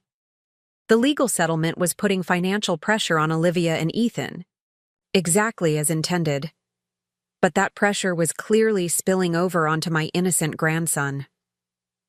I thanked the teacher for her care and signed the necessary forms to take Noah with me. As we walked to the rideshare vehicle I had waiting, he held my hand with unusual tightness, as if afraid I might disappear. "Where are we going?" he asked, his voice small and uncertain. "Are we going to your hotel?" I hesitated. I had booked a last-minute room at our usual meeting place, assuming we would stay there overnight. But his question carried an undertone of unease about returning home that concerned me. "Would you like to go to the hotel?" I asked carefully. "Or would you prefer to go to your house?" He looked down at his sneakers. "The hotel, please. It's quiet there, and they have those little soaps shaped like seashells." I nodded, not pressing further for the moment. "Hotel it is. We can order room service for dinner. Maybe those chocolate chip pancakes you like?" That earned a small smile, though it didn't quite reach his eyes. During the ride, he leaned against me heavily, uncharacteristically quiet. I stroked his hair and maintained a gentle stream of conversation about neutral topics, the interesting cloud formations, a dog we saw skateboarding with its owner, the new exhibit at the Natural History Museum we might visit. He responded with, Nods or single-word answers, his usual exuberance noticeably dimmed. At the hotel, I sent another text to Olivia, informing her of our location and asking her to call me as soon as possible. Then I focused entirely on Noah, drawing him a bubble bath with the scented hotel toiletries, ordering his favorite comfort, foods from room service, and creating a nest of pillows on the bed where we could watch nature documentaries, his preferred viewing since toddlerhood. It wasn't until he was fed, bathed, and settled comfortably against me, half watching penguins waddle across Antarctic ice, that I gently broached the subject of what had happened at school. "Ms. Jenkins mentioned you had a rough day today," I said, keeping my tone casual. "Do you want to talk about what upset you?" He tensed slightly against me but didn't pull away. "I got scared during math. My chest felt tight and I couldn't breathe right. Ms. Jenkins said it was an anxiety attack." "That sounds frightening. Do you know what made you feel that way?" He was quiet for so long I thought he might not answer. Then, in a rush, "I heard Dad saying we might lose the house because of the payments to you. He said we're underwater. On the mortgage, whatever that means, and the boat already got sold, and it's all because you're being selfish about your money." His voice cracked on the last words. "Are we going to be homeless, Grandma? Is it because of the money thing between you and Mom and Dad?" The direct question, the raw fear behind it, hit me with physical force. This was exactly what I had dreaded. Noah caught in the crossfire of adult financial conflicts, bearing emotional burdens that no child should carry. I chose my words with extreme care. "No, sweetheart. You're not going to be homeless. Your parents are dealing with some financial challenges right now, but they'll work through them. And it's not your job to worry about adult money problems." But Dad said, "Adults sometimes say things when they're stressed or upset that they shouldn't say, especially where children can hear them." I kept my voice gentle, not wanting to criticize his father outright despite my fury that Ethan would be so careless with his words around his son. "The important thing for you to know is that everyone in your family, your mom, your dad, and me, loves you very much. The grown-up issues between us don't change that." He seemed to consider this, absently tracing patterns on the hotel bedspread. "Dad shouts a lot now. At Mom, mostly. But sometimes at me if I ask for stuff like new shoes for soccer or field trip money." Each revelation pierced me with fresh guilt and concern. The settlement I had demanded, just and necessary as it was creating ripple effects I hadn't fully anticipated. Ethan's anger, likely exacerbated by financial pressure, was poisoning their home environment. Noah was absorbing tension and fear that would shape his relationship with money, security, and family for years to come. Yet what was the alternative? Forgiving the theft, allowing the exploitation to continue unchecked? Wouldn't that teach Noah equally harmful lessons about boundaries, respect, and consequences? I pulled him closer, resting my chin atop his head. "I'm sorry things have been difficult at home. That must be very hard for you." "It's okay." He shrugged with forced casualness. "I just stay in my room a lot with my headphones on. Or go to Maddox's house after school. His mom always has good snacks." The image of him hiding in his room, using headphones to block out parental arguments, made my heart ache. Before I could respond, my phone buzzed with an incoming call. Olivia. Finally. "That's your mom," I told Noah. "I need to talk to her for a few minutes. Why don't you pick another show to watch?" I stepped onto the hotel room's small balcony to take the call, sliding the door partially closed for privacy while keeping Noah in my sight. "How is he?" Olivia's voice was tense, defensive. "Physically fine, but emotionally distressed," I replied, keeping my tone neutral despite my simmering anger. "He's been hearing arguments about financial problems, about possibly losing the house, about the payments to me being the cause." She exhaled sharply. "Ethan shouldn't have said those things where Noah could hear. I've told him repeatedly to keep those discussions private." "But are they true?" I pressed. "Are you at risk of losing your home?" A long pause followed. Things are tight, she finally admitted. The housing market dropped, so we're underwater on the mortgage, owing more than the current value. Ethan's company did a round of layoffs, and while he kept his job, his bonus structure changed significantly. And yes, the monthly payments too. You are stretching us to the breaking point. I leaned against the balcony railing, absorbing this information. It was the first glimpse I'd had into their financial reality since the settlement began. Why didn't you say something? The agreement allows for renegotiation in cases of significant financial hardship. Renegotiation requires full financial disclosure, she pointed out bitterly. Ethan refused to open our books to scrutiny again. His pride couldn't take it. His pride is more important than Noah's emotional well-being, than your housing, stability. Don't lecture me about priorities, Mom. Her voice sharpened. You're the one who insisted on the aggressive repayment schedule in the first place.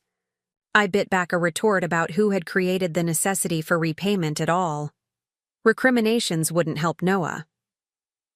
Where are you now? When will you be back? I'm just leaving LA. Traffic is horrible. Probably another 2 hours at least. She hesitated. Can Noah stay with you tonight?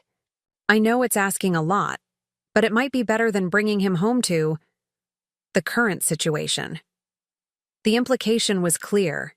Ethan was in one of his rages, and home wasn't a safe or comfortable place for Noah right now.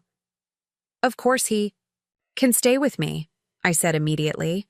But Olivia, this can't continue. Noah is having anxiety attacks at school. He's hiding in his room with headphones to block out fighting. This environment is harming him. Don't you think I know that? Her voice cracked slightly. I'm doing the best I can. Trying to build a design business to supplement our income. Shielding Noah as much as possible. Mediating between Ethan's anger and everything else. For the first time since our estrangement began, I heard genuine distress in my daughter's voice. Not manipulation, not defensive anger, but real anguish. The realization softened something in me, a hard kernel of righteousness that had sustained my resolve through months of legal proceedings and emotional distance. We need to talk, I said, my tone gentler. Really talk, not through lawyers. About Noah, about the settlement, about finding a way forward that doesn't destroy everything in the process. She was quiet for so long I wondered if the call had dropped. Okay, she finally said, sounding exhausted. But not tonight. I need to deal with Ethan first, make sure he's calmer. Tomorrow then, breakfast at the hotel restaurant, 9 a.m. Noah can swim in the pool while we talk. I'll be there, she promised before ending the call. I stood on the balcony for several minutes afterward, watching the twilight deepen over the harbor, boats returning to their moorings as darkness fell. The situation was more complicated than I had allowed myself to acknowledge. My justified anger at the theft had perhaps blinded me to the complex human reality behind it. A family under financial pressure, a marriage strained by materialism and poor choices, a child caught in currents he couldn't possibly navigate. When I returned inside, Noah had fallen asleep, curled around a hotel pillow with the television still playing quietly. I gently removed his glasses, pulled the blanket over him, and sat in the armchair nearby, watching the gentle rise and fall of his chest. The anger I had been nurturing for months, righteous and justified as it was, began to shift, not diminishing, but transforming into something more nuanced. What mattered now wasn't punishment or restitution, but finding a path forward that would protect this sleeping child from further emotional harm. I sent a carefully worded email to Caroline, outlining what I had learned, and suggesting we explore modifications to the settlement agreement that would address the current financial reality without abandoning the principle of full repayment. Then I switched off my phone, kicked off my shoes, and settled into the armchair for what promised to be a long night of reflection and uneasy sleep. Morning arrived with soft coastal light filtering through the curtains. Noah was still deeply asleep, one arm flung dramatically across his face in a posture so reminiscent of Olivia as a child that it made my heart twist with a complicated mixture of love and grief. I ordered room service breakfast, enough for both of us, with extra pancakes for him, and sat by the window with a cup of coffee, mentally preparing for the conversation ahead.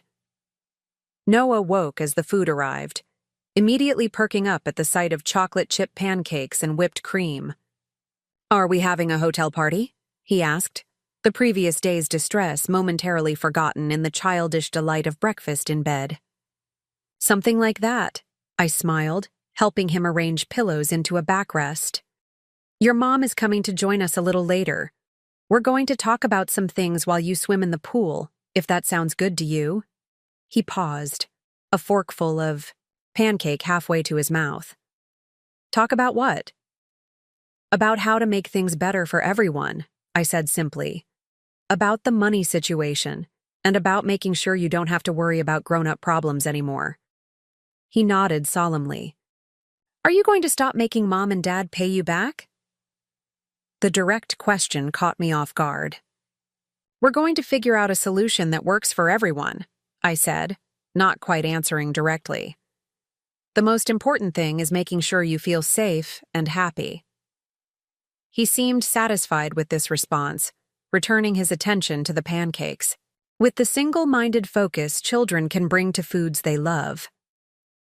I watched him eat, making mental notes of small changes since my last visit. A new freckle across the bridge of his nose, slightly longer limbs, a few missing baby teeth. He was growing so quickly, these early years precious and fleeting. Years that should be marked by security and joy, not financial anxiety and parental conflict. Olivia arrived precisely at 9, looking exhausted but composed. She had made an effort with her appearance, hair neatly styled, casual but professional outfit, but couldn't hide the shadows under her eyes or the tension in her posture. She brightened visibly when Noah ran to hug her, lifting him despite his growing size and holding him tightly. "I missed you, Pumpkin," she murmured, pressing her face into his hair. "Did you have a good night with Grandma?" He nodded enthusiastically. "We had pancakes for breakfast, and Grandma said I can swim." "While you guys talk about money stuff," Olivia's eyes met mine over his head, a flash of silent communication passing between us. Acknowledgement of the directness of children, the impossibility of hiding difficult truths from observant young minds. "That sounds perfect," she told him. "I packed your swim trunks and a change of clothes. Why don't you go put them on and then we'll all head down to the pool?" Once Noah was settled with a hotel lifeguard supervising the children's pool area, Olivia and I took a table at the outdoor cafe overlooking the water. A server brought coffee, then retreated, leaving us in an uncomfortable silence that stretched between us like a physical presence. "How bad is it, really?" I finally asked. "The financial situation." She stared into her coffee cup as if it might contain answers. "Bad enough. We're 4 months behind on the mortgage. Ethan's car was repossessed last week. He's been using ride services to get to work, which is another expense we can't afford. Credit cards are maxed out." She paused, then added quietly, "I've been selling my jewelry piece by piece, just to cover groceries and Noah's school expenses." I absorbed this information, trying to reconcile it with the lavish lifestyle they had been maintaining just months ago. What happened to all the investments? The timeshare in Cabo? The stock options? The market crashed. The timeshare got sold at a loss. Ethan's stock options became nearly worthless when the company restructured. She finally looked up at me, her expression a mixture of defiance and defeat. "I know what you're thinking, that we brought this on ourselves with poor decisions and excessive spending. You're not wrong. But knowing that doesn't make the current reality any easier to navigate. And Ethan's response to all this has been..." I let the question hang, already knowing the answer from Noah's comments and her own reluctance to bring him home last night. Rage, blame, drinking more than he should. She shredded a paper napkin into tiny pieces, her fingers restless. He blames me for not earning enough with my design work. He blames you for bleeding us dry with the settlement payments.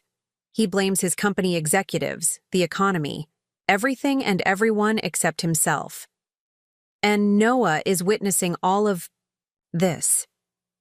I try to shield him, she insisted. I send him to friends' houses when I can. I intervene when Ethan starts getting too loud. But it's not enough. Not because it didn't matter. It did. But because moving forward matters more than staying locked in the past. Because Noah deserves better from all of us. She nodded slowly, a fragile hope replacing some of the despair in her expression. Thank you. For coming yesterday when the school called. For being here for Noah. For being willing to reconsider things. I'll always come when Noah needs me, I said simply. And I'll always be your mother, Olivia, even when I'm angry, or disappointed or establishing necessary boundaries. That doesn't change. We spent the next hour outlining a new approach, practical steps for addressing the immediate financial crisis, parameters for a renegotiated settlement, strategies for creating a more stable environment for Noah. It wasn't a perfect solution. It didn't erase the breach of trust or magically solve the complex problems they faced. But it was a beginning, a tentative bridge being rebuilt between us. As we talked, I found myself watching Noah through the glass partition of the pool area, his uninhibited joy as he played, the natural resilience of childhood evident in his recovery from yesterday's distress. Children need consistency, security, love. But they also need to see the adults in their lives modeling healthy conflict resolution, authentic communication, the hard work of repairing damaged relationships. Perhaps in our painful, complicated journey, Olivia's, mine, even Ethan's if he was willing, there was an opportunity to teach Noah something valuable after all. Not that families are perfect, but that they can heal. Not that trust, once broken, is gone forever, but that it can be rebuilt with patience and genuine effort. Not that forgiveness erases consequences, but that it opens doors to new possibilities. As he waved enthusiastically from the pool, I waved back, feeling something shift inside me. Not forgiveness, not yet, but its precursor. The willingness to imagine a future beyond the hurt. The recognition that justice without compassion risked becoming another form of selfishness. The understanding that the most important assets in life weren't financial at all, but the human connections that gave it meaning. He looks happy, Olivia observed, following my gaze to her son. Yes, I agreed. Let's do everything we can to keep him that way. We had a long road ahead, difficult conversations with Ethan, complex legal modifications to the settlement, the slow reconstruction of trust between mother and daughter. But watching Noah splash joyfully in the sunlight, I felt something I hadn't experienced in many months. Hope. Not the desperate hope that clings to illusions, but the grounded hope that acknowledges difficulties while believing in the possibility of something better. It wasn't the resolution I had imagined when I first discovered the theft. Neat, conclusive, righteously satisfying. It was messier, more complicated, requiring ongoing effort rather than a single moment of vindication. But it was real, alive with potential, nourished by the love we all shared for the boy in the pool who deserved our best selves, even when those selves were works in progress. Spring came to Colorado with its usual drama, snowstorms one day, warm sunshine the next, crocuses pushing defiantly through lingering patches of white. My garden waited patiently for attention, soil still too cold for planting but promising in its potential. I knelt beside the raised beds I'd built last autumn, turning the dark earth with gloved hands, mentally mapping where each variety would go. The physical labor felt good, grounding, a tangible connection to cycles of growth and renewal. 6 months had passed since Noah's anxiety attack and the watershed conversation with Olivia by the hotel pool. 6 months of careful rebuilding, not just of financial arrangements, but of trust, communication, and mutual respect.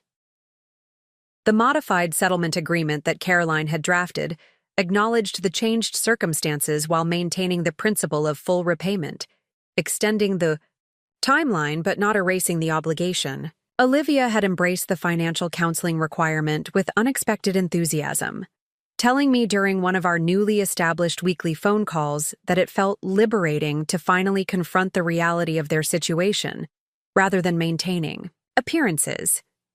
She had taken a full-time position teaching art at a private school, providing stable income and benefits while she built her design business on the side. Ethan's journey had been more turbulent.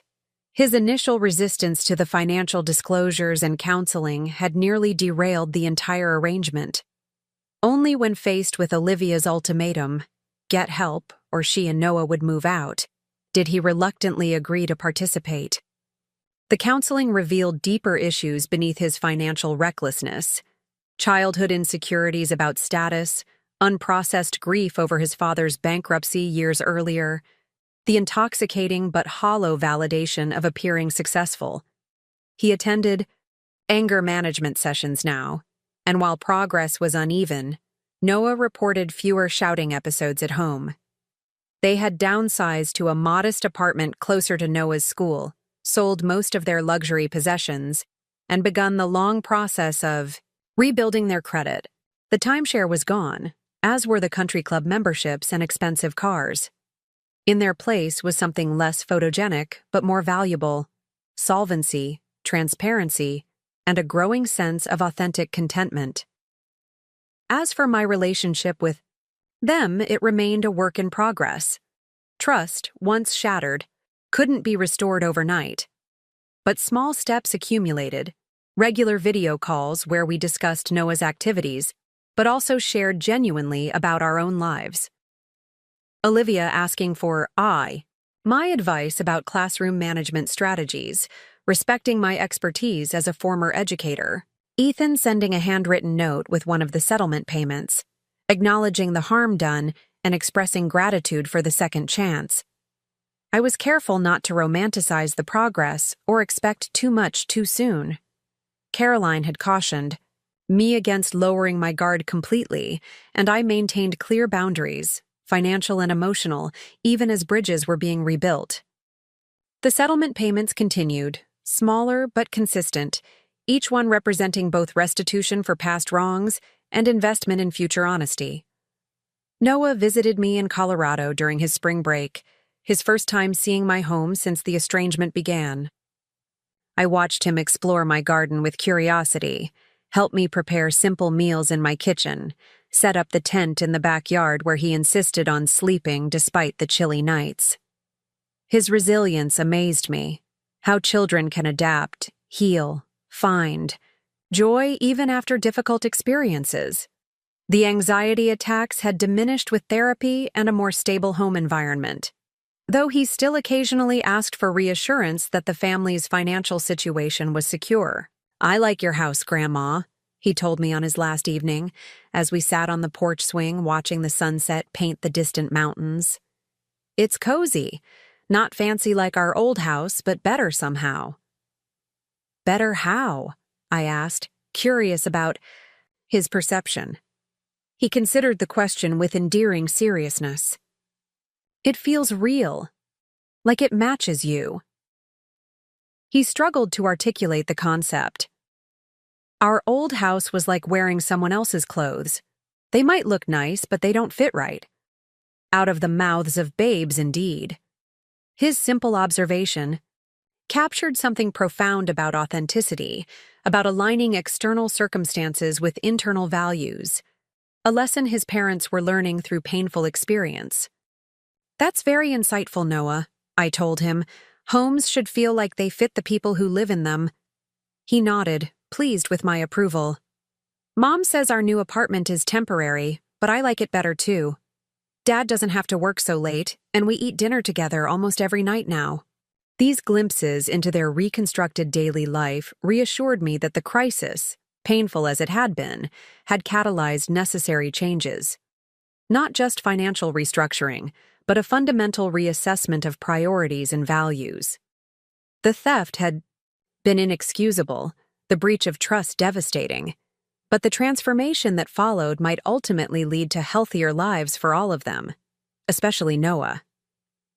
After he returned to San Diego, I found myself reflecting on the complex journey of the past 18 months, the discovery, the confrontation, the legal proceedings, the tentative reconciliation. None of it had followed the script I might have imagined when I first saw those unauthorized withdrawals from my accounts. Reality rarely conforms to our mental narratives, especially where family is concerned. I had been entitled to my anger. The theft was real, substantial, a violation of trust that required accountability. But I had come to understand that justice without compassion risked becoming its own form of self-righteousness. That establishing boundaries was necessary, but building bridges was equally important. That forgiveness didn't mean forgetting or enabling, but rather creating space for genuine change. On a cool April morning, I received an unexpected package from San Diego. Inside was a clay sculpture, clearly made by Noah's improving artistic skills, a figure of a woman kneeling in a garden, surrounded by tiny flowers and vegetables formed with painstaking detail. A small card accompanied it, written in Olivia's familiar handwriting. "Mom, Noah made this in art class and insisted we send it immediately. He said it shows you in your happy place." I was struck by how carefully he observed and remembered the details of your garden during his visit. It made me realize how much I've missed really seeing you these past years. Not as a resource or support system, but as a person with your own joys, interests, and needs. I'm sorry for how long it took me to understand that. We're still finding our way, but I wanted you to know that I'm grateful for this second chance. For your boundaries that forced us to confront reality. For your ongoing love despite everything. Noah asked me recently what wisdom is. I told him it's learning from mistakes and making better choices going forward. He said, "Like grandma with the money thing? Out of the mouths of babes, right? With love and continuing gratitude, Olivia." I placed the sculpture on my windowsill, where morning light would catch its simple, earnest beauty. The note I tucked into my journal, a tangible reminder of the complicated path we were navigating, not returning to what was, but creating something new. Something wiser, something with space for both accountability and grace. That evening, as twilight settled over the garden, I sat on my porch with a cup of tea, watching birds settle into the trees for the night. The retirement I was living wasn't the one I had envisioned years ago, with carefree visits to my daughter's family and uncomplicated relationships. But perhaps it was richer in its complexity. More meaningful for having been tested and reconsidered, more authentically mine for having required me to define and defend its boundaries. I had learned, in my 7th decade, that family love isn't always instinctive or easy. Sometimes it requires difficult conversations, painful reckonings, the courage to say no even when saying yes would be simpler. That true generosity includes giving people the opportunity to recognize and repair their mistakes, not just shielding them from consequences. That retirement funds matter, but so do the intangible assets of dignity, self-respect, and honest relationships. Noah's sculpture caught the last rays of sunlight. The clay figure's face turned toward the miniature garden with an expression of peaceful contentment. There was wisdom in that simple image. The recognition that joy comes not from grand gestures or expensive possessions, but from authentic connection to what truly matters, from tending the gardens that nourish us, literally and figuratively. From the patient work of growth, season after season. The path ahead would have its challenges. Trust would continue to be rebuilt, situation by situation. The settlement would eventually be paid in full, closing one chapter, but opening questions about what came next. Ethan's progress would likely include backsliding alongside growth. Noah would face his own challenges as he navigated adolescence and eventual adulthood, shaped but not defined by the family dynamics he had witnessed. But sitting there in the gathering darkness, I felt an unexpected sense of peace with the uncertainty. Life didn't offer neat resolutions or perfect endings. It offered opportunities to learn, to grow, to practice forgiveness without forgetting, to hold people accountable while still holding space for their humanity. My retirement savings had been depleted, then partially restored. But my retirement, wisdom had only grown, teaching me that worth isn't measured in dollars, that boundaries can be acts of love, that sometimes the most valuable inheritance we leave isn't financial at all, but the example of living with integrity, courage, and an open heart, even when that heart has been wounded. As stars appeared in the darkening sky, I thought about Noah's observation that my home felt real, that it matched me. Perhaps that was the truest measure of a life well lived, not its grandeur or perfection, but its authenticity, its alignment between inner values and outer choices. Its courage to be real, even when reality includes difficult truths and imperfect reconciliations. I had protected my financial assets as best I could, but more importantly, I had reclaimed my most valuable asset of all, the dignity of being. Seen and respected as a complete person, not merely a resource to be utilized. In doing so, I had offered Olivia the opportunity to see herself more clearly as well, to recognize patterns, make different choices, become the mother and woman she truly wanted to be rather than the one circumstances had shaped. The settlement would eventually be paid in full. But the true resolution wasn't financial. It was the gradual restoration of mutual respect, the growing capacity for honest communication, the shared commitment to creating a healthier future for Noah. The most valuable repayment wasn't measured in dollars, but in authentic connection, in the tentative rebuilding of trust, one conversation, one visit, one small gesture at a time. Up next, you've got 2 more standout stories right on your screen. If this one hit the mark, you won't want to pass these up. Just click and check them out.